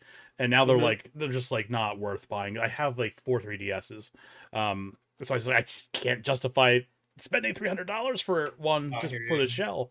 So, No, I hear you. Well, like I grabbed the Majora's Mask one the same time the Monster Hunter ones came out because Monster Hunter 4 got a special one the same day, and Fusco and Lionheart grabbed the Monster Hunters one, and I did the Majora's Mask one because mhm. I very much love that game. Uh, so I did that, and then but yeah, like other people like we only got like two or three in our store, or like we had special Pikachu ones that for some reason only came out randomly, and then every store only got like two of them. And Mhm. then people would come back to trade it in one day, and you look at them and you're like, dude, just like, and they'll bring it in inbox with all their shit, and it's like, oh, dude, just put this on eBay. You're gonna make someone's life, and you're gonna make 5 times the money that I'm gonna give you. Right. Like, oh man, Like, please, sir, do not do this. like, don't get me wrong. If you want me to process your trade, I will do it. But like, you could easily do much better than we will give I you would be here. like, I will give you $100 in cash to sell it to me, and I'll flip it. Like that's Yeah, yeah, like holy outside or shit. something. Yeah. But it's just like I feel bad because a lot of these people don't even know too. We would get people who'd come in at like the launch of like a Pokemon game and be like, "Yeah, I'll buy Pokemon and a Switch to play it on." And like the only Hmm. Switch we have in stock is like some collector edition one or something like the Animal Crossing one. And then they'll turn back around and go to sell it next year because they don't want to play anymore because all they did was play Pokemon. And I'm like, dude, you actually got something pretty rare. You should flip it online and make your money back instead of having me give you a third of it or Right. whatever in store Yeah. credit. And they're like, yeah, I guess. It's like people are so lackadaisical about these things, and other people are like struggling to find this shit. It's Hmm. so weird. Well, I have two Um, of those Amazon only 3DS XLs that were mhm. Super Nintendo, and I just like Oh yeah, yeah. they were on special on Christmas one year. They were like they're trying to get rid of them. They sold for like nothing, so I picked up two. I picked up one for me and one for my daughter, and now you go online and people will kill for those. And I didn't Oh know yeah. they're like I didn't think they were that rare because they were giving them away on Amazon for like nothing for like a hot minute. Like, please Yeah. take these out of our warehouses. There's Switch Joy-Cons now that have the Super Nintendo colors on them, I think. But I don't think they're no, I don't think they're legit though, are they? I think it was like a Probably not. shell. Yeah, Yeah. I think it was a shell, you're right. Can someone tell me why GameStop sold phones? Because they know how to trade and flip, man. Yep. That's I can confirm it's literally because it's another market to flip used products because GameStop's margin on profit is mostly from used product because that's where Yes. the markup is. And Game as a stores result, might make $7 to $10 on selling a new game. yeah, on a new game, absolutely. It's like between 6 and 10, yeah, Yeah. absolutely. And that's for a full price, like $60 game. hmm Um, So when they can buy it off you for 13 and flip it back for like $5 less than retail, they're yep, going to do that and they can get away with it, absolutely. and they do all And the that's time. and the big thing too with phones is they try to get into the phone market because everybody has phones, and a lot of people phones became the thing. Like what do you call it? They became annualized, where like people flip their phone every year, they Yeah. get the next model or whatever. And a lot of people went from doing like you give them your old phone to get a new phone. Now it became like you pay off your phone and then you get a new phone. hmm And so people would have an extra. People would have a second device, a watch, a tablet, whatever. And GameStop rightly acknowledged that there's a big market of people who have these tech that don't use this tech for anything. But at the same time, it kind of turned them into like a pawn shoppy feeling kind of place. hmm So it was weird. But I get why they did it. I don't know if it was necessarily on brand, but I get it. But Would they validate like IMEI codes or anything like that when they came in? yeah, there was Okay. a whole system set up to validate IMEIs because they didn't want to take stolen phones. Because Sure. with like iPhones, for example, if you took a stolen iPhone and then it was reported stolen, the iPhone gets bricked and you can never unlock it. So like, especially with the not maybe not with the older ones, but like with the sixes and sevens when I was there, I think it was like the sevens or eights hmm even. Like people were getting fired for taking in iPhones and not checking the IMEI because one iPhone taken in, if you would take an iPhone 7 from someone, and when they're new, they give decent money. I mean, you're not getting the full grand that your phone costs, but you're getting six, Right. $700 cash. hmm And you would hand $700 cash to a customer for a phone, say bye, they'd leave, you'd put it in the bag, send it to the warehouse. The warehouse would be like, the phone's locked, we can't get into it.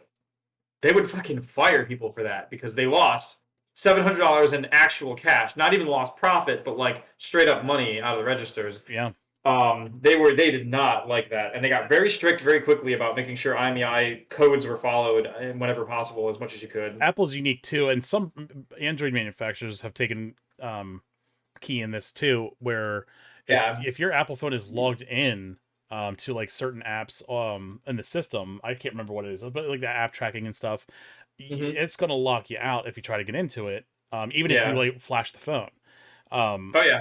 so if you factory reset it, and it's still gonna ask for the original owner's password and stuff, and if you don't have it, you're fucked. So Oh yeah. like Absolutely. when we did that, like when I worked at that repair shop, um, if we gave a customer like a loaner iPhone, we had to make sure that they were logged back out of all their stuff, and we made them sign paperwork saying like, if you don't log out of your stuff, you bought the phone, Hmm. because if we because we it was useless. We have to sit there with an iPhone Yeah. 7. It was like, for as a loaner, we it was bricked because some customer had it as a loaner. They logged into their shit. Now we can't use it. So it was like, it just Oh, became yeah, such a absolutely. problem. Yeah, we didn't have this problem at our store particularly, but like the policy ended up being like if a person wants to trade in the phone, they have to like you have to go to the settings for their phone and make sure they're not signed into like the cloud or signed into the phone like at hmm all, and then you have to Right. factory reset. Even if they hand it to you factory reset, you have to log into the phone, like set up like a skip new whatever, and then reset it again to just to make sure. Because some people would erase content, but not erase content and settings, hmm which would leave them like logged in still. And then they'd hand you the phone reset, but not fully reset, and Right. then you would get stuck with like you said, like a brick basically. Yeah. My mom even So gave me like an iPhone stuff. SE, like, and she's like, "Why don't you just give this to your daughter so she has something to screw around on?" And I'm like, "Okay." So I set it all up, and it's like it's locked. And she's like, "Well, I released it from the thing," and I was like, "I can't do anything with it. I can't. I don't know what to tell you. Like it's Hmm. bricked." So it's like, Um, have it back. Leisha's Leisha's father is he's up in Connecticut. He works for like a trash company, like a disposal company. hmm And sometimes people will just hand him things that they were going to throw out in case he can do something with it. Like they'll be like, "Hey, I was going to throw out these. My son has a box of cards. I was going to just toss it, but it's like Pokemon cards or baseball cards. Would you know anything about this?" And he'll be like, "Yeah, okay, whatever." And one person gave him a tablet that with the screen was broken, and he brought it home to me, and I was like, I looked at it, I'm like, I can get a replacement, so I replaced the screen and did the whole thing for it, and then when I replaced the screen, it was at like the reset, but it was locked Mm-hmm. and was effectively a useless thing. So it was one of those like, okay, cool, like because there's nothing you can do about it, you know. Right. And I mean, I gave it back to him, and I was like, if you want to go tell the guy that it's still his, like locked on his thing, you can. And I think he ended up giving it back to him just outright, like he just we fixed your screen, and the dude was like, you fucking serious? So that was pretty cool. Nice. But it was just wild how like how I don't know, not strict, but like how crazy GameStop got about like firing people for that because it was costing them money or whatever.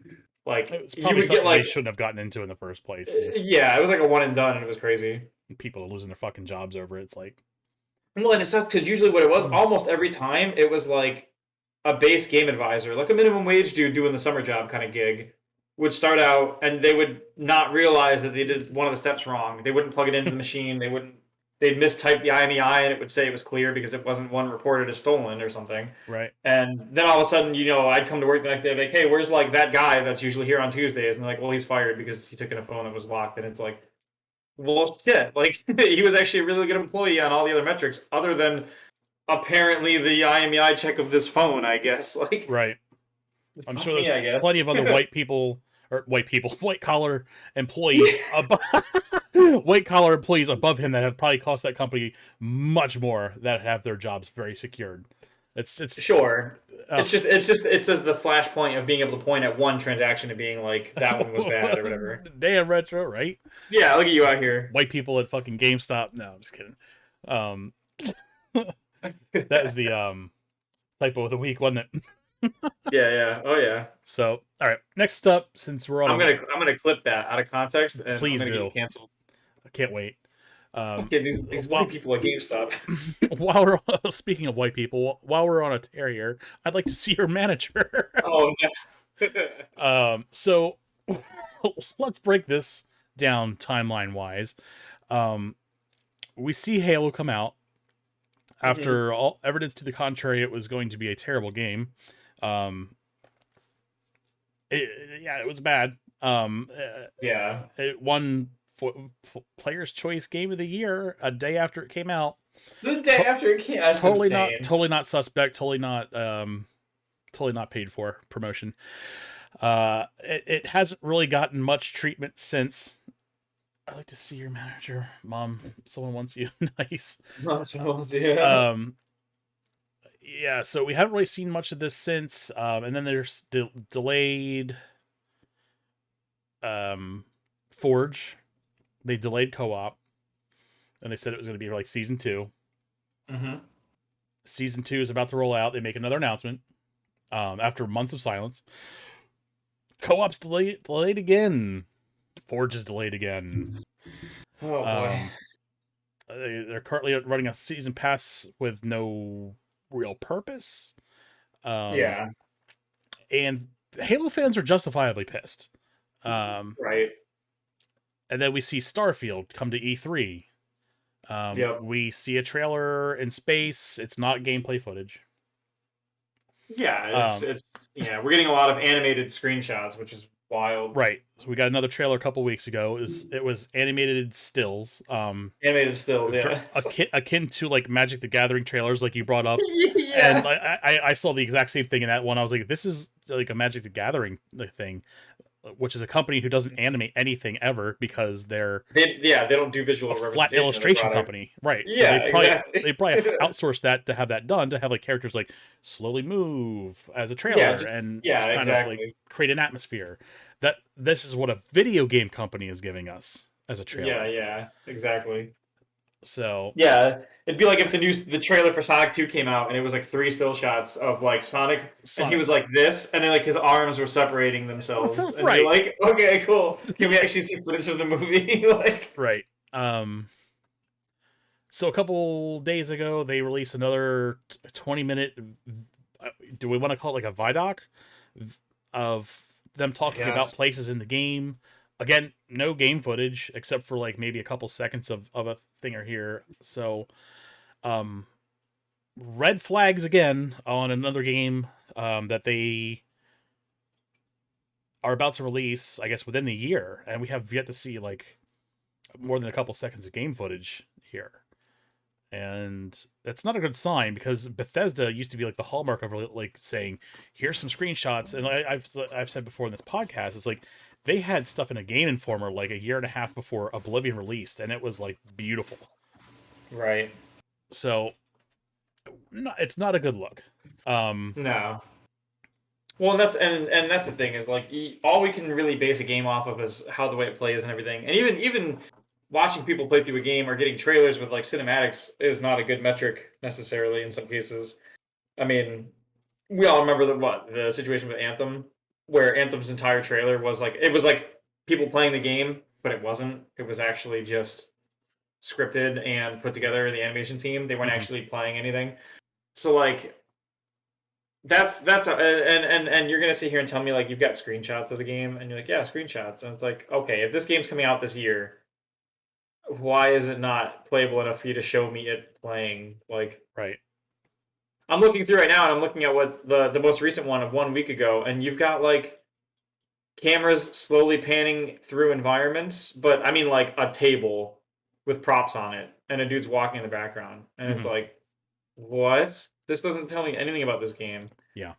I've got a gun with an ammo count on it blinking. Like, okay, cool, great. Never What been can done I like? before. No, never. Oh man, I don't know. I'm not So impressed.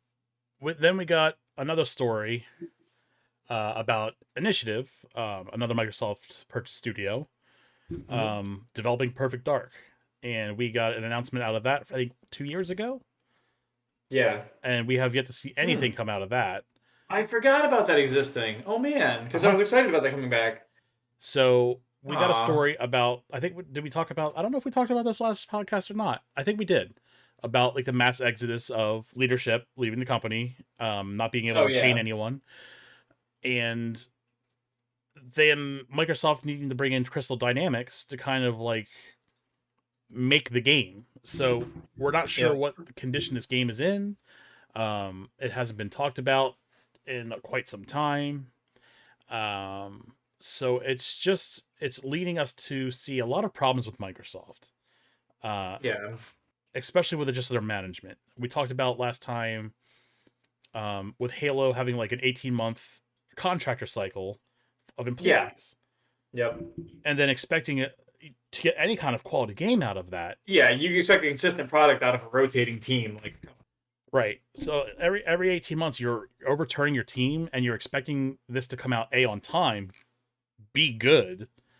Um and then C, if you have an 18-month development employee rotation, how are you going to sit there and develop further and make season Right. passes for it?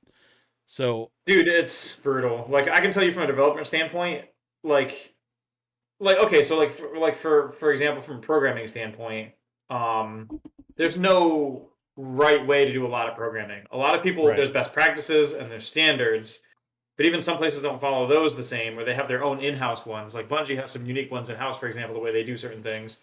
Um, and I can tell you that if you put me onto a job after the dude in front of me spent a year and a half doing his own thing, it would take me weeks, if not months, to learn the ins and outs of his entire setup Sure. to understand how to do what you want me to do in that person's existing Could you sit there and setup. imagine like just trying to fucking dig through like miles and miles of just like game assets and like what the fuck was Well, this dude, person doing? not just that, but imagine trying to dig through that, imagine being the fifth person in line to try and figure out what the four prior people were doing.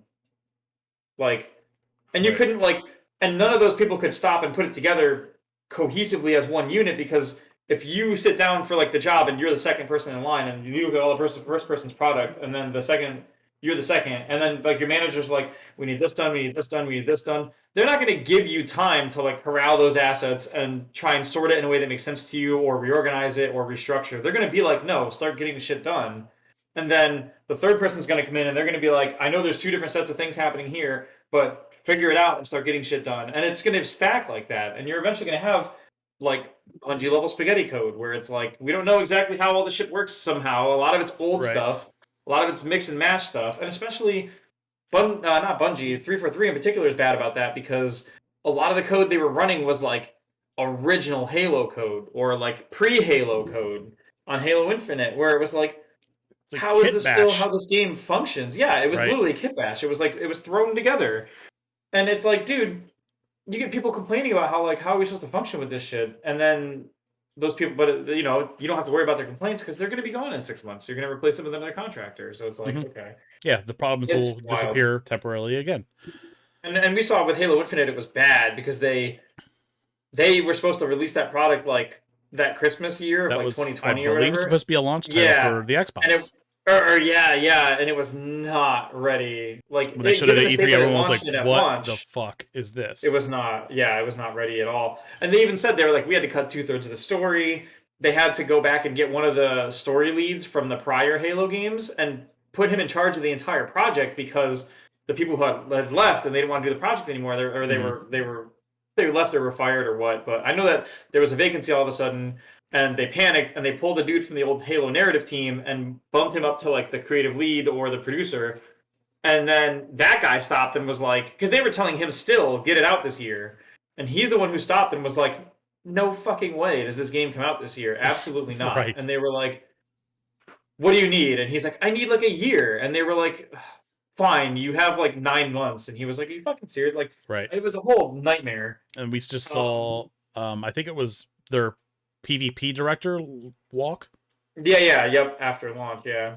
So, Which you can't tell me it's a good sign. If your game was launched successful and doing well, you don't have your like a person in that position doesn't just walk off because they're whatever like minor problems. There's either a major gripe or they got an offer, and I'm pretty sure they didn't get an offer. I think they just straight up walked off.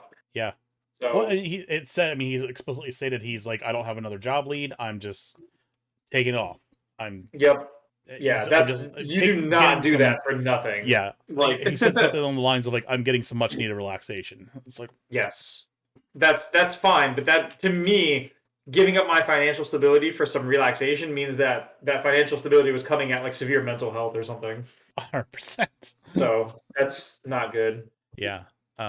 It's just it's very sketchy and questionable and scary to see Microsoft buying up all these game companies, and then these are companies, again, a lot of them had sketchy backgrounds as far as management in the first place. Right. That's probably a lot of why the reason that they were bought up so easily. Yeah. And And they scooped Blizzard when it was cheap because of the blowback from their problems. mhm, They scooped Todd Howard because it works. It just works, I guess. right. And but we've seen this all the way back to like the Xbox One generation. I think was when it kind of was really stand out. Even the 360 generation had this problem. Lionhead Studios, Hmm. people who were making They that completely fighting closed game. the studio. What was it like Stardust or something? There was or something. There was a fighting game that was like it was an old franchise being brought back, Hmm. and then they just gave up on it. And then they were like, well, we're gonna make Scalebound, and then Scalebound fell through, and then they were like, okay. And it was all their fault. Like every time this happens, it's on them. You know, when they close Lionhead, it was on them. When this Scalebound game doesn't fall through, it's not. It's not like Platinum Games couldn't make a game. They obviously kept going and made games before and after. Right. It's the falling out with Microsoft had the problem. I mean, FF14 wanted to come to Microsoft, and they were like, not unless we get our own servers. And Final Fantasy was like, okay, we tried. Like, Yeah. they kept doing this, and then and it's always like a leadership problem. It's always the people at the top of the chain. It's always like the Microsoft Studios comes in and takes over and starts appointing people in positions and starts dictating what to do, and then Bungie wants to step out because they're like fuck Microsoft and they leave. And then 343 comes in, and then they're like, well, you know, we can do what we can, but then a lot of stuff for them. Like, you have not had a good Halo game since Reach. Like, even if you liked 4, which some people did, and even if you liked 5, which less people did, it's getting to the point where like these games are just like having severe problems.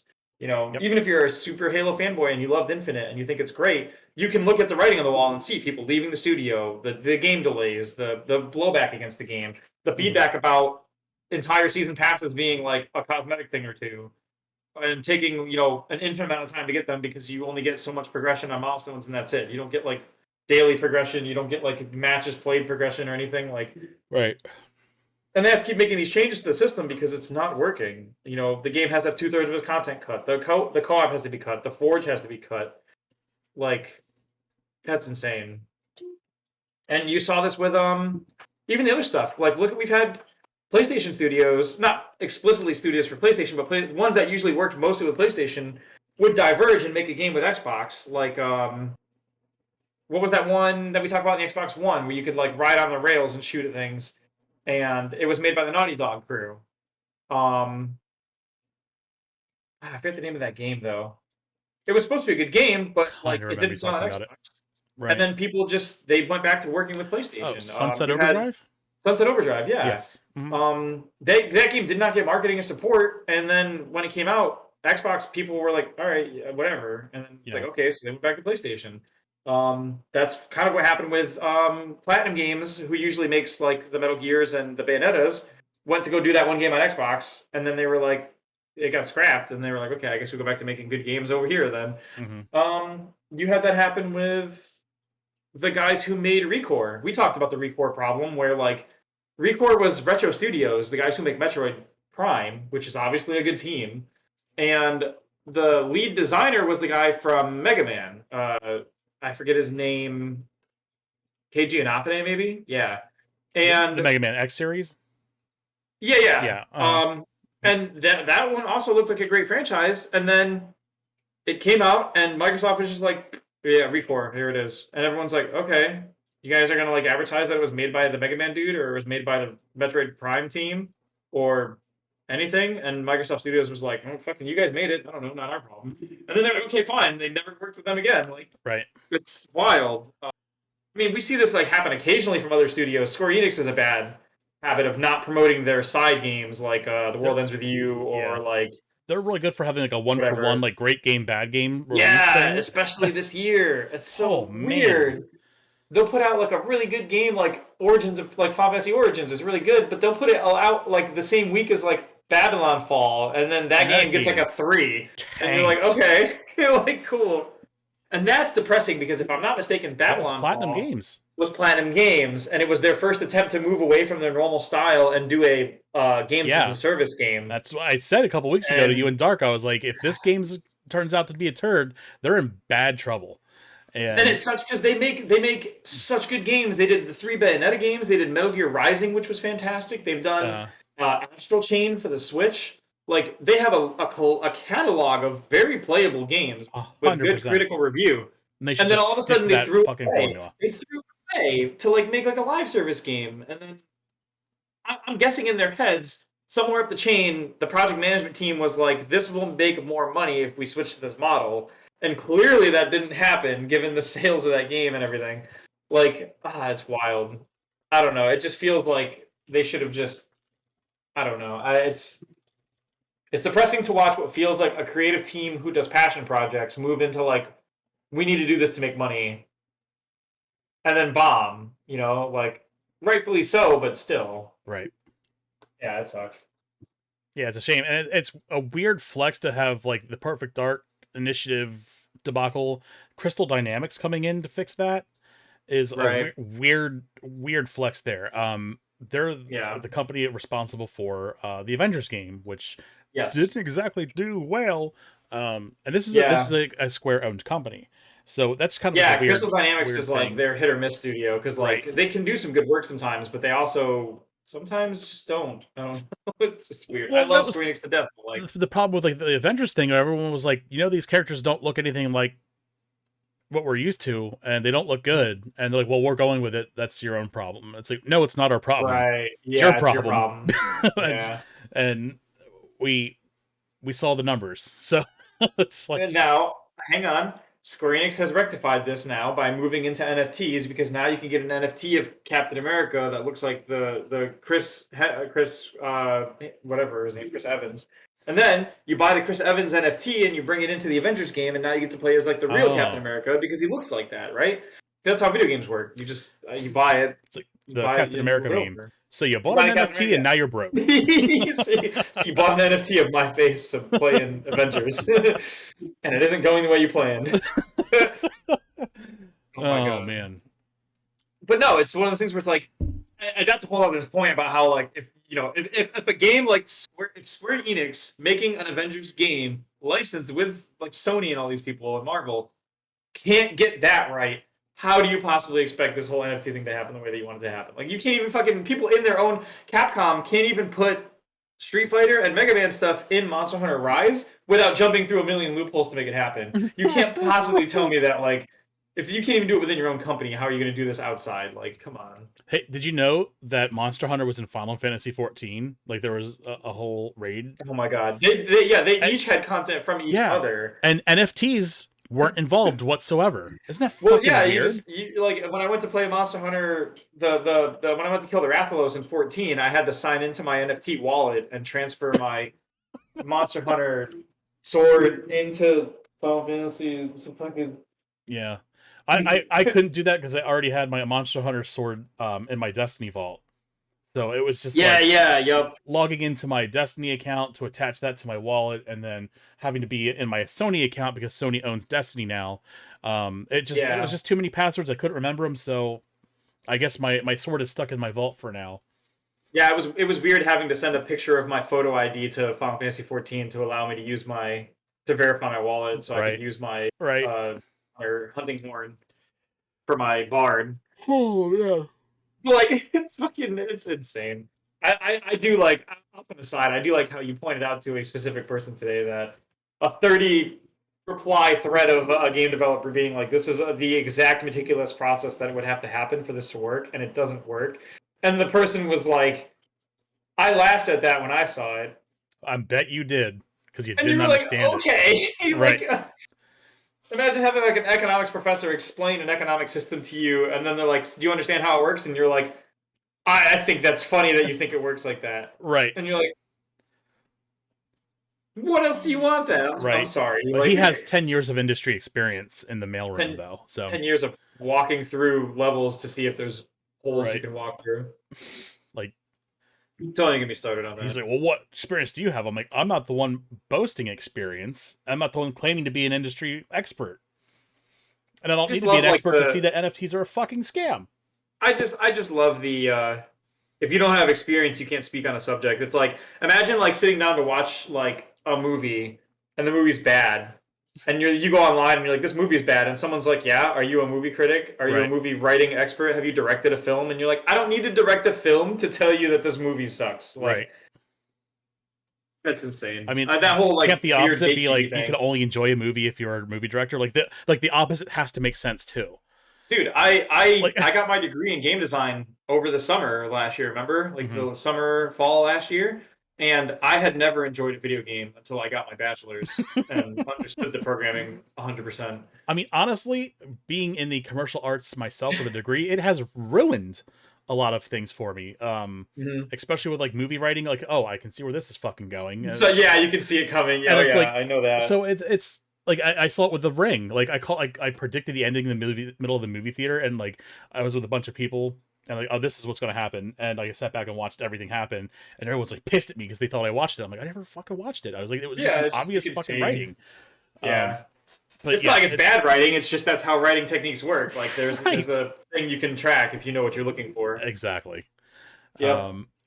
You can see the second reference to a thing and understand the callback is coming later, kind of thing. Like 100%. Oh yeah, no, I hear you. Yeah, it is what it is. But yeah, no, it's I didn't want to go tangent sideways. I just loved that whole like, this is explicitly a big long thread of why it doesn't work. Here's literally all the things that would have to happen, and the person just said lol in response. Yeah. Like, well, okay. I didn't read any of that, but let me tell you why you're wrong. Come on, man. Like, you're not fooling anyone except for the other fucking crypto bros that you jerk off with. And this is what pisses me off. I think there's valid use of crypto markets and blockchain use, and I think the NFTs have detrimentally ruined the reputation of legitimate uses of crypto. Yeah, until ad memoriam, until the end of time, because it's garbage. Right. There's no redeeming qualities out of this NFT shit. I have yet to see one example where it replaces and improves upon an existing technology. It doesn't. That's why that whole thread explains very succinctly, like, one, these things can be done without it. It doesn't fix anything. It doesn't do them more efficiently. It doesn't do them safer. It doesn't do them more. There's no improvement along that line. If these game companies wanted to do crossover work, they would have already done it by now. The NFT technology isn't going to force them to do this. Well, that's the other thing too. Is like if you sit down, because like I'm in my I'm about halfway through my degree for my master's for business management, Hmm. and I can tell you when these projects sit down, when you start a project, you have like your initial project charter and you have like your goals for that project. If it's part of a program, the overall goal of the program. If you have an entire portfolio for like a whole company, that whole company should have a set of strategic goals that you align to. And then the programs are collections of projects and they should have an overarching goal. And then individual projects should have goals. You get the idea. Like it's all managed. Right. And um, something like NFTs in games has to have it has to have a reason to be included. It has to be a purpose. And because you can already do these Monster Hunter crossovers, Final Fantasy 14, Rise crossing over with their own company, Hmm. things like Smash happening where like Sora gets in and these other third party characters get in and all that gets done. All this shit already happens in a world where NFTs don't exist. You already get Sora in Smash. You already get Akuma in Monster Hunter. You already get Noctis from Final Fantasy 15 shows up in fucking Tekken.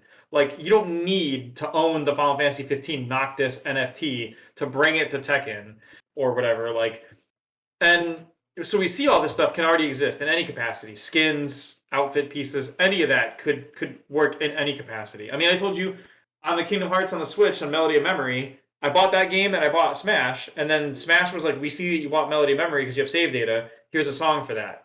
I didn't have to NFT it. I didn't have to like put it in my wallet and move it over or any dumb shit. Like the game looked at my save and was like, "We see that you have this save data.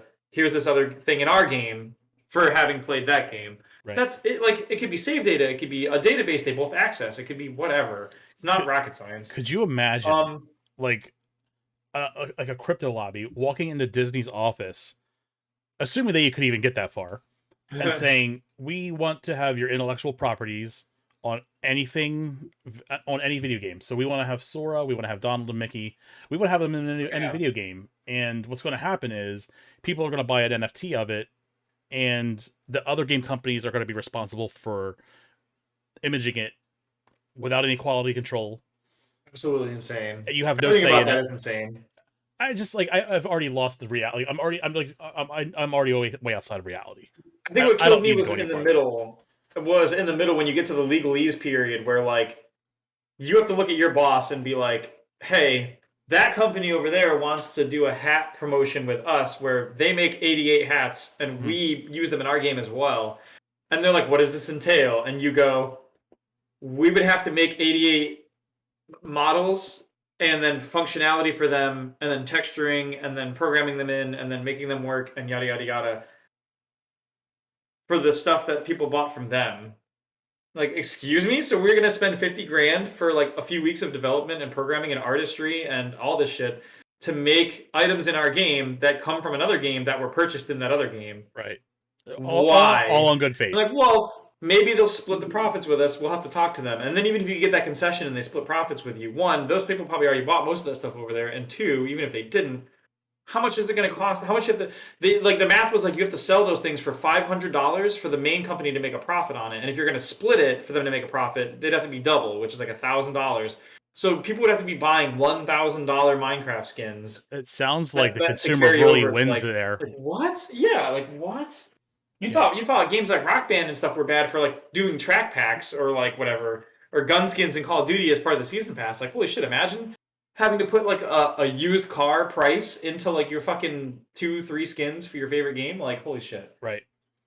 We can't even get game ownership on multi-platforms. Like I can't buy Destiny on Xbox and just assume that it's going to work on a Yeah, PC. And I was like, I you're have to talking about buy. in-game assets that are just Yeah, universal. Get the fuck out of here. I have to buy licenses for like Destiny and Final Fantasy 14 across 2 platforms if I want to access it in both places. Like okay. And it's like, yeah, it's just insane. It's absolutely insane. And that's what it goes back to Consoles is in like session, man. It's from it's the nuts. but that's what it goes back to is from a management perspective. If you run a company, or if you're the head of the project management office for a company, Hmm. which is like the big project manager dude who controls all the little projects managers. If you're in that position and someone says, "Here's our company. Our company's goals are produce games." Of a certain quality level with a certain profit level for certain platforms with certain ideas behind it, whatever your company's goals are, like your overarching, this is why we do what we do. Hmm. Where do you put NFTs in there? You don't put them in the functional side. They don't add functionality that you can't already do within a MySQL database or with, like you said, like Exactly. a MySQL. Uplay Thank you. style login. Right. Well, you have like that. Or you have like the you play login style system. You have like PlayStation Network could do it. You have Right. fucking all these things you could do it The with. purchase is already I validated. could throw together a MySQL database with a hash to make sure no one could break into your stuff or a password to lock it, and Hmm. then have your stuff stored in there, just in a Right. nice fucking Excel style sheet table. Like, and then ta-da, there you go.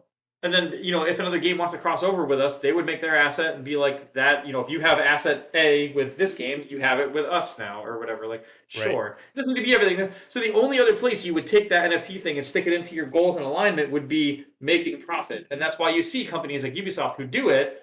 They don't just come out and say, you can like imagine if Ubisoft was like, there's going to be NFTs in Ghost Recon, and they drop from enemies, and if you get one, then it's yours. Like, no, they made them fucking what, thousands of dollars or whatever to buy them. They didn't make them things that dropped in game. They made them things that you had to like get through actual real money purchases, Yes. and Very. that gives the game away, right? It gives the game away that it's That's not just very consumer a friendly. drop in game. Yeah, it's not just like an in-game drop like a Destiny loot. It's a thing you have to pay 4 or 5 figures Right.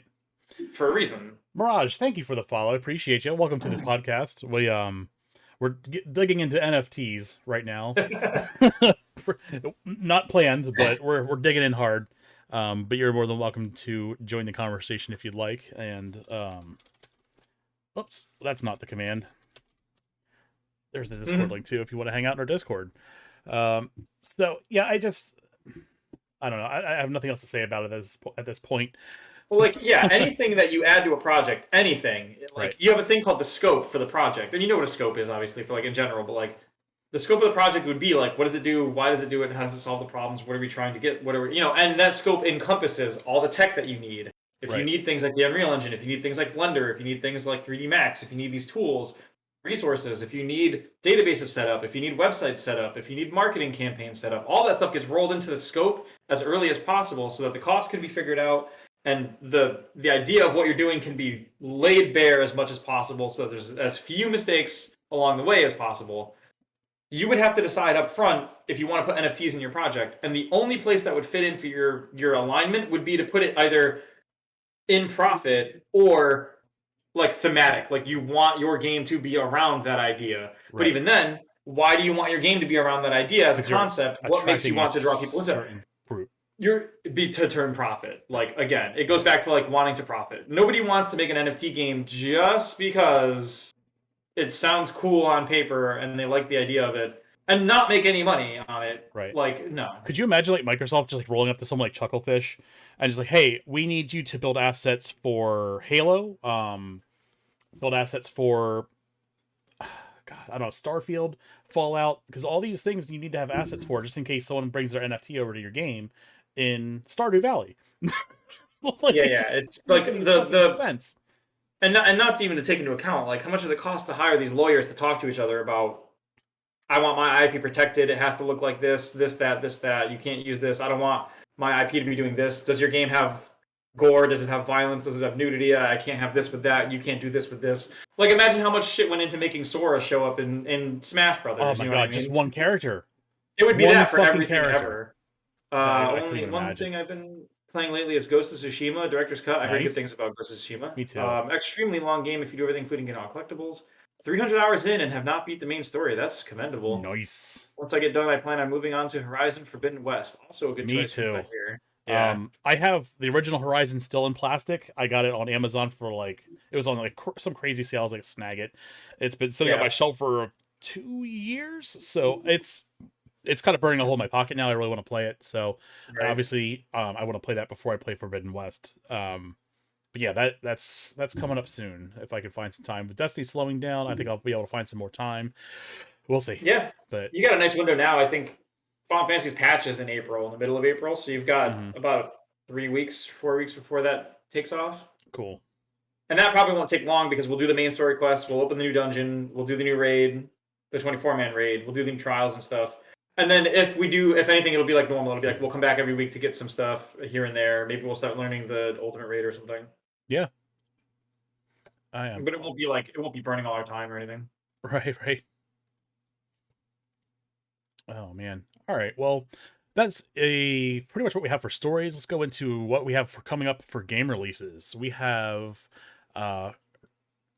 No NFT included Kraken Academy, Xbox Series Oh my X and God. S, Xbox One, Switch coming March 22nd. No NFT included Rune Factory 5 coming out on the Switch for March 22nd. No Yeah. NFT included a Memoir Blue, PlayStation 5, Xbox Series X and S, PlayStation 4, Xbox One, Switch, and PC March 24th. No NFTs included The Ascent, PlayStation 5 and PlayStation 4. That's March 24th. No NFTs Ghostwire Tokyo, PlayStation 5 and PC. No NFTs, I believe, Kirby and the Forgotten Land, Switch 25th. That's coming out March 25th. And of course, Oh my no God. NFTs Tiny Tina's Wonderlands coming out on PlayStation 5, Xbox Series X and S, PlayStation 4, Xbox One, and PC. Those last three there, I am definitely looking forward to. Ghostwire Tokyo Yeah. looks pretty tight. I'm there for Kirby. Of Ghostwire course, looks wild. I won't get to play Kirby the first day because my daughter's going to be on that. Oh yeah. Tiny Tina's Wonderland looks pretty dope. I'm hoping that it's more traditional Borderlands, not as much as I like the dungeon thing DLC or whatever it was. I hope it's a little bit more, not that, but we'll see. Yeah. But yeah, I'm excited for those. I saw a couple things on Memoir Blue and Ascent. I got to go back and see what those are about, but I think I remember catching a couple trailers of those. Yeah. And strap your seatbelts on for this one. This week in gaming history, Kid Icarus Uprising came out Oh, wow. 10 years ago. Oh, I don't like that. The Elder Scrolls 4 Oblivion, 16 years ago. The PSP came out 17 years ago. No way. Oh no. The Game Boy Advance, 19 years ago. I don't like any of that. Zelda Wind Waker, 19 years ago. And famed Final Fantasy composer Nobuo Uematsu came out 63 years ago. Came out 63. Happy birthday, Nobuo Uematsu. Indeed. I like that, though. That was great. I recently picked up the .hack JRPG collection on Nintendo Switch. Nice. I actually forgot that I pre-ordered it. Is that the one that you had to, you could only get it physical if you pre-ordered it? Because I completely forgot to do that. The soundtrack art was really nice. Great. Jeez, I feel old now. 35. Nice. That segment, I always love that segment because it's like, oh god, let me go get my cane. You've got me because I'm 33, so you've got a couple years on me. But I think, dude, you've got a couple years on me too, don't you? I sure do, and I've got a couple years on Mirage. It looks like too. So. Yeah, we're not that far apart. No, pretty much probably like right around the same spot in the generation. But yeah. Well, I was doing stuff in high school. You were doing in college or whatever. Pretty much. Yeah. I doubt you were doing what I was doing in college while you were in high school. But... Oh, okay. I mean, not in a legality sense. Like, we were probably enjoying the same content a few years apart. 100%. 100%. Yeah. So you had like GameCube in high school. I had it in college. Right. So when you were in high school, you didn't have GameCube yet or whatever. Yeah. It's still available. The non-limited edition. Fit the hex. Don't worry. Cool. I'll definitely be picking that up. Yeah.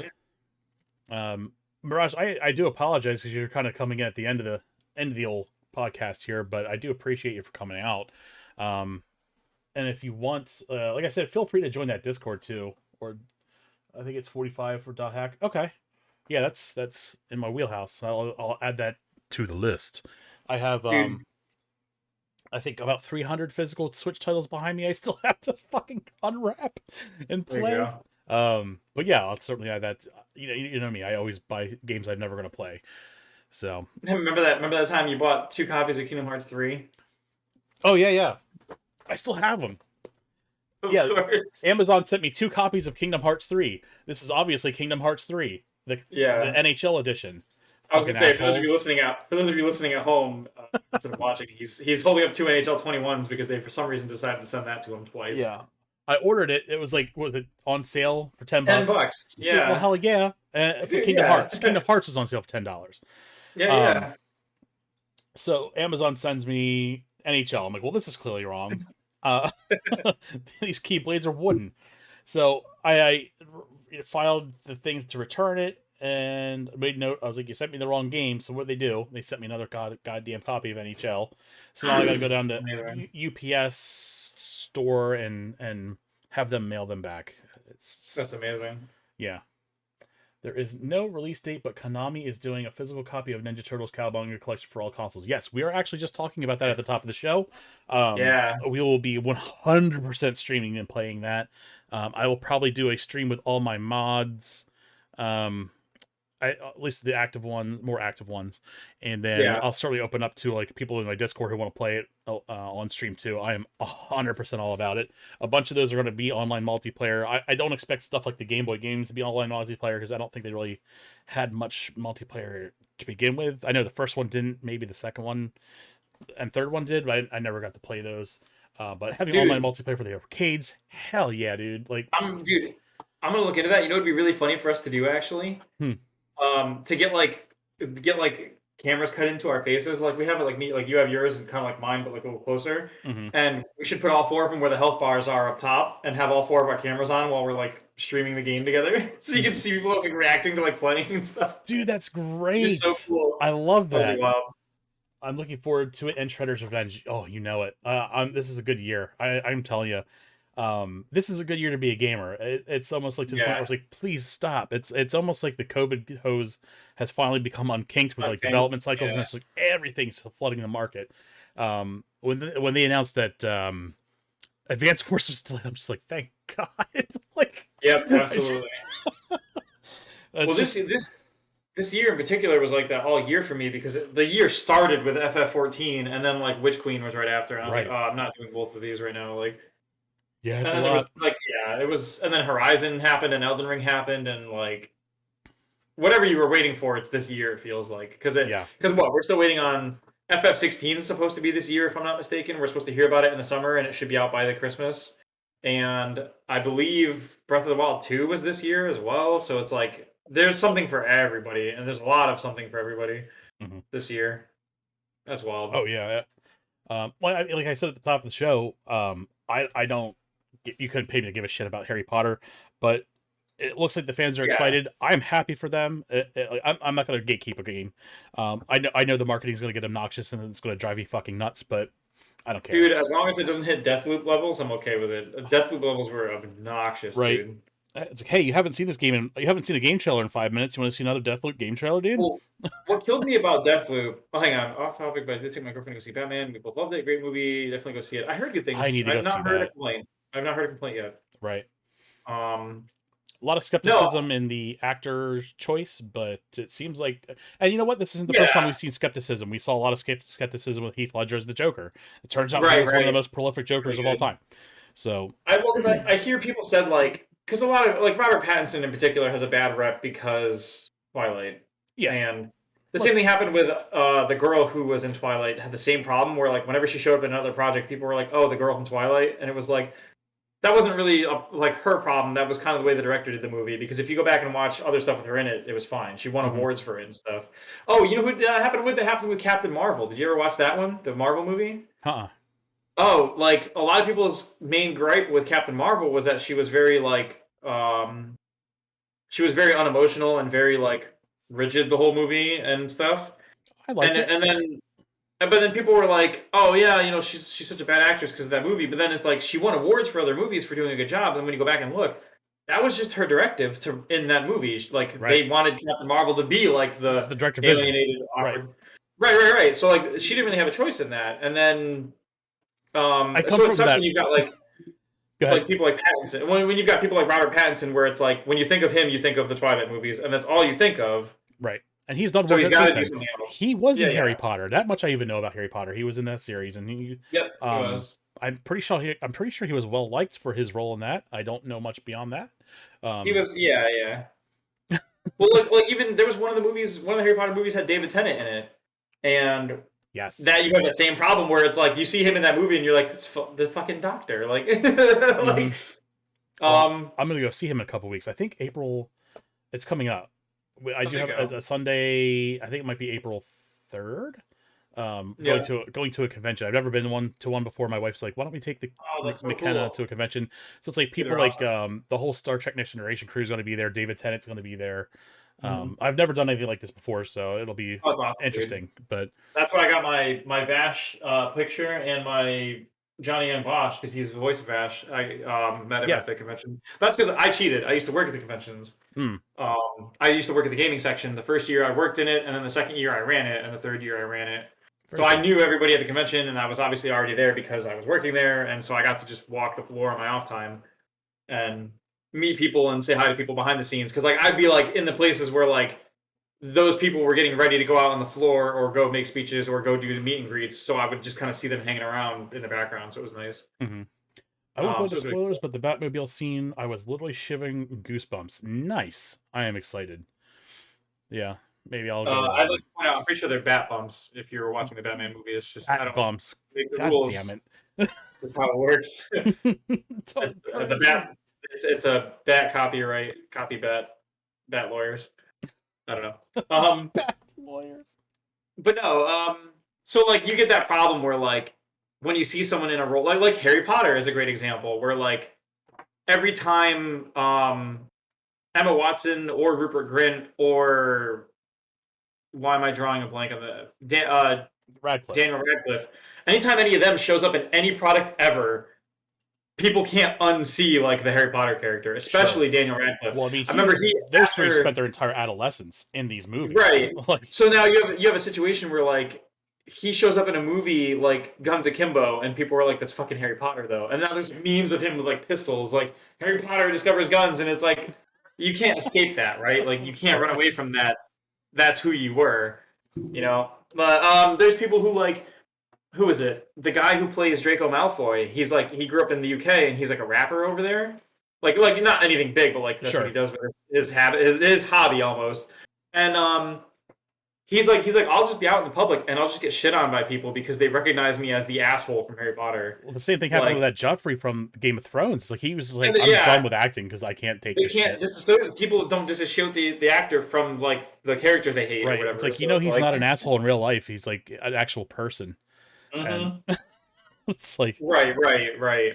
So it's insane. Like, and the only way to fix it is to do like the Jack Sparrow mechanic, where like you become such a prolific name in so many different movies that people relate to a bunch of things, and then it doesn't matter anymore. mm-hmm, Because like it's one thing when Harry Potter shows up in another movie and you're like, oh, it's Harry Potter, but he's in a different movie, and it's right. another thing where like right now if oh fuck, what is his name? Why can't I think of his name now? The Jack Sparrow guy. God damn it. Robert Downey Jr. No, that's I that's Iron Man. Oh my god, you got me I saying was it. trying. I was trying Wow, to see if you would wow. be like, yeah. Um, Uh-huh. why is it No, I just think of escaping his me? name. I can't remember it either. Oh What's wrong with me? no. Is that age? Oh no. Is that age, dude? I don't know. It's not good. I don't like it. Okay, but you know who I'm talking about. Yes, When he shows up in another movie, Johnny Depp. you're not like, yeah, what was it? Johnny Depp. Johnny Depp. Yeah. When Mhm. he shows up in a movie, you don't stop and go, oh yeah, that's Pirates of the Caribbean guy. Oh yeah, that's this guy. Oh yeah, that's that guy. Like remember Robin Williams? Robin Williams was in so many movies and he was good in them all to the point where like nobody looked at Robin Williams and had one movie they recognized him from. They recognized him from like 18 movies. You know what I Right, mean? because he was Robin So Williams in all of those movies. yeah, Robin Williams as himself in all those movies. yeah. Okay, fair. But you know what I'm saying? Like you can always point to him and be like, he was in so many good movies that like seeing him in another movie isn't surprising. Seeing Sure. Johnny Depp get cast in a movie is like, yeah, I get it. Seeing Robert Downey Jr. get cast in a movie is like, of course I get it. I Hmm. don't think of him as just Iron Man, even though he was Iron Man. Right. However, in reverse, if I ever see Tom Hiddleston in something, he's Loki. That's who he is. That's what he's known for to be the most. So he'll be Loki until he Right. stars in a bunch of movies or something. Yeah, So and that's, I think, with like any actor, like where it's like their first major role, and that's what they're just exposed to right. majorly with the public. Absolutely. Oh, well, I mean, to this day, like even to this day, like for me, George Clooney is Batman. Like I know he's in a million things, but like Hmm. he's Batman. Prominently, that was the movie I saw him in that I liked him the most in. That I've probably seen the most with him in it. So it's like he's just Batman. I don't fucking know. We discovered a generational difference here. My Really? first experience with George Clooney was him as Booker on the Roseanne Show. I did not watch the Roseanne show. That's where he got his start. Well, I guess for the most part. I mean, that's like one of his. Yeah, so like it was weird seeing him in something like ER and then in Batman. It was just like, what the fuck? Right. So he just, it was just such a weird career path for him. That's fair. And Yeah, then I he can see that. becomes like one of the most prolific actors in Hollywood. Right, right. Oh yeah. Well, dude, you got to think how many people like. I grew up in a day where wrestling was popular to watch. So like we were watching like Stone Cold and The Rock when I was a kid, The Undertaker and Kane. Hmm. And you know how weird it is now as an adult to look back at that and people are like, "Yeah, Dwayne The Rock Johnson, you know, Maui from the Disney movie, you know, the guy from these movies, you know." And I'm like, he was a wrestler for like a decade, and people were like, "Was he? Right. Huh? He's a really big actor." And you're like, "Oh." And then like you see like John Cena showing up in movies and like, "Yeah, you know, John Cena, the actor from these movies." And you're like, "Hang on, he's a wrestler. Like he Right. was a wrestler forever." And they're like, And I remember when "The The Rock got actor?" into his like first acting role, and everyone was like, "Really?" And Yeah, then that's like exactly. that Like, was where he went, and that was where he stayed. yep. It was like Scorpion King, wasn't it? I think was his first one. It was like He was the villain in Scorpion King. I know that was one of them. that, but he did it was like an action comedy movie before that, not like action Oh action, yeah, but that makes sense though, because that's where they always start. It feels like they right. always start in like a comedy action movie. Let me see if I can look that up. But I know what you're talking about because like not the movie specifically, but I know like when John Cena went into movies, I think his first one was like they do like the stuff like the daycare secret agent dude, where like they're like a Hmm. super good murderer agent guy, but they also have to like watch a kid or take care of a pet or something, Right. and it's like ha ha ha, like it's kind of slapstick, kind of serious. I get it. I remember he did like maybe I don't know. It was like a weird movie. I remember the trailer. He like smacked his own ass and went smoking, and it was just like, oh, okay. Yeah. But and it's funny because now like you'll point to someone like The Rock and you'll be like, yeah, this guy, and they're like, oh yeah, he was Maui and he's in Fast and Furious, and you're like, well, Right. fuck, I guess he is. I guess that's what he's known for now. Like, holy shit. Okay, Hmm. that's fine. It just kind of makes you feel old, you know. Um, but it's just funny because I feel bad because specifically for that case for the Batman movie, Robert Pattinson to me was like locked in as the dude from Twilight. I'd never seen him before the Twilight movies came out, and I never really saw him do anything after. Hmm. So for me, it's just like the Twilight guy. So when initially they were like, the new Batman is that guy, it was like, oh no. Because I only know him from the one movie or whatever. And I Right. didn't even watch like that movie like all the way through. It was just like on in the background while I was doing something. And every time I looked up, he was making the same face and being like sad or whatever. It's just like, all right, I get it. I believe the But movie I'm thinking about is called Be Cool. It came out in like mm, 2005. John Travolta. yeah, Get Shorty Um, and Be Cool. Those were great movies. yes, yes. Yeah. Dude, you know what blew my mind about that? I don't know if it was those ones in particular. There's a movie where Detective Stabler from Law and Order, like the guy detective that's been in Law and Order Special Victims Unit for fucking ever, Hmm. was like working at a hotel in like Fear and Loathing in Las Vegas or some shit. Hmm. That's like a bellhop, and it like blew my mind to see him in anything other than Law and Order SVU. Chris Mahoney, right? Yeah, yeah, Yeah. yeah. He had like a small role at the hotel where he was like the bellhop, and he like had like a gay accent or a gay line, I think. Gay And line. but you know what I'm saying? Like he Yeah. made like some reference about that, and that's Uh-huh. all he did. And I was like, one, I've never seen him outside of Law and Order SVU, and I've never seen him be anyone but Detective Stabler, and Hmm. that's not a Stabler thing to do or to say. Sure. So it fucking blew my mind. It was like watching. It was like watching It's like like an unintentional I don't fourth wall even know. breakdown. Yeah, dude, that's what it feels like, right? When they do something so out of character for the only thing you recognize him from. Oh, it was wild. I'll never forget that one. Yeah, hell yeah. All right. Well, it Yeah, is getting late. We're definitely running late too, so we're gonna close it down shop for the night. But we will be back next Sunday, of course, for another podcast. But we'll also be back for Destiny on Tuesday. Maybe something a little bit different Wednesday. I'm not really too sure, but it will probably be a stream for Destiny, and then of course Jackbox on Saturdays, like we do, and that's always a great turnout. So Mirage, if you want to come out next Saturday for Jackbox, feel free to join that Discord, and I'll make announcements in there for that. We always have a great time with that. If you're into party games or just having fun, that's what it's for. So social media wise, again, Twitter and Instagram, Game Dude Retro, all one word, and Retro Game Dude, all one word. Twitch and TikTok. Obviously, we have the Discord link in there too. SuperScope obviously is today, and then we do Destiny Tuesdays, Destiny on Wednesday right now, but that's our flex stream where we throw in different content. And then of course, like I said, Jackbox on Saturdays, and sometimes Guard Phone. So that's all I have for this week. We'll be back next week with more news headlines in the gaming industry, and of course, go on tangents about movies and stuff as well. So I do Absolutely. appreciate everyone for coming out and hanging out in the chat. It's been a good time, and we'll see you next week. Daisy.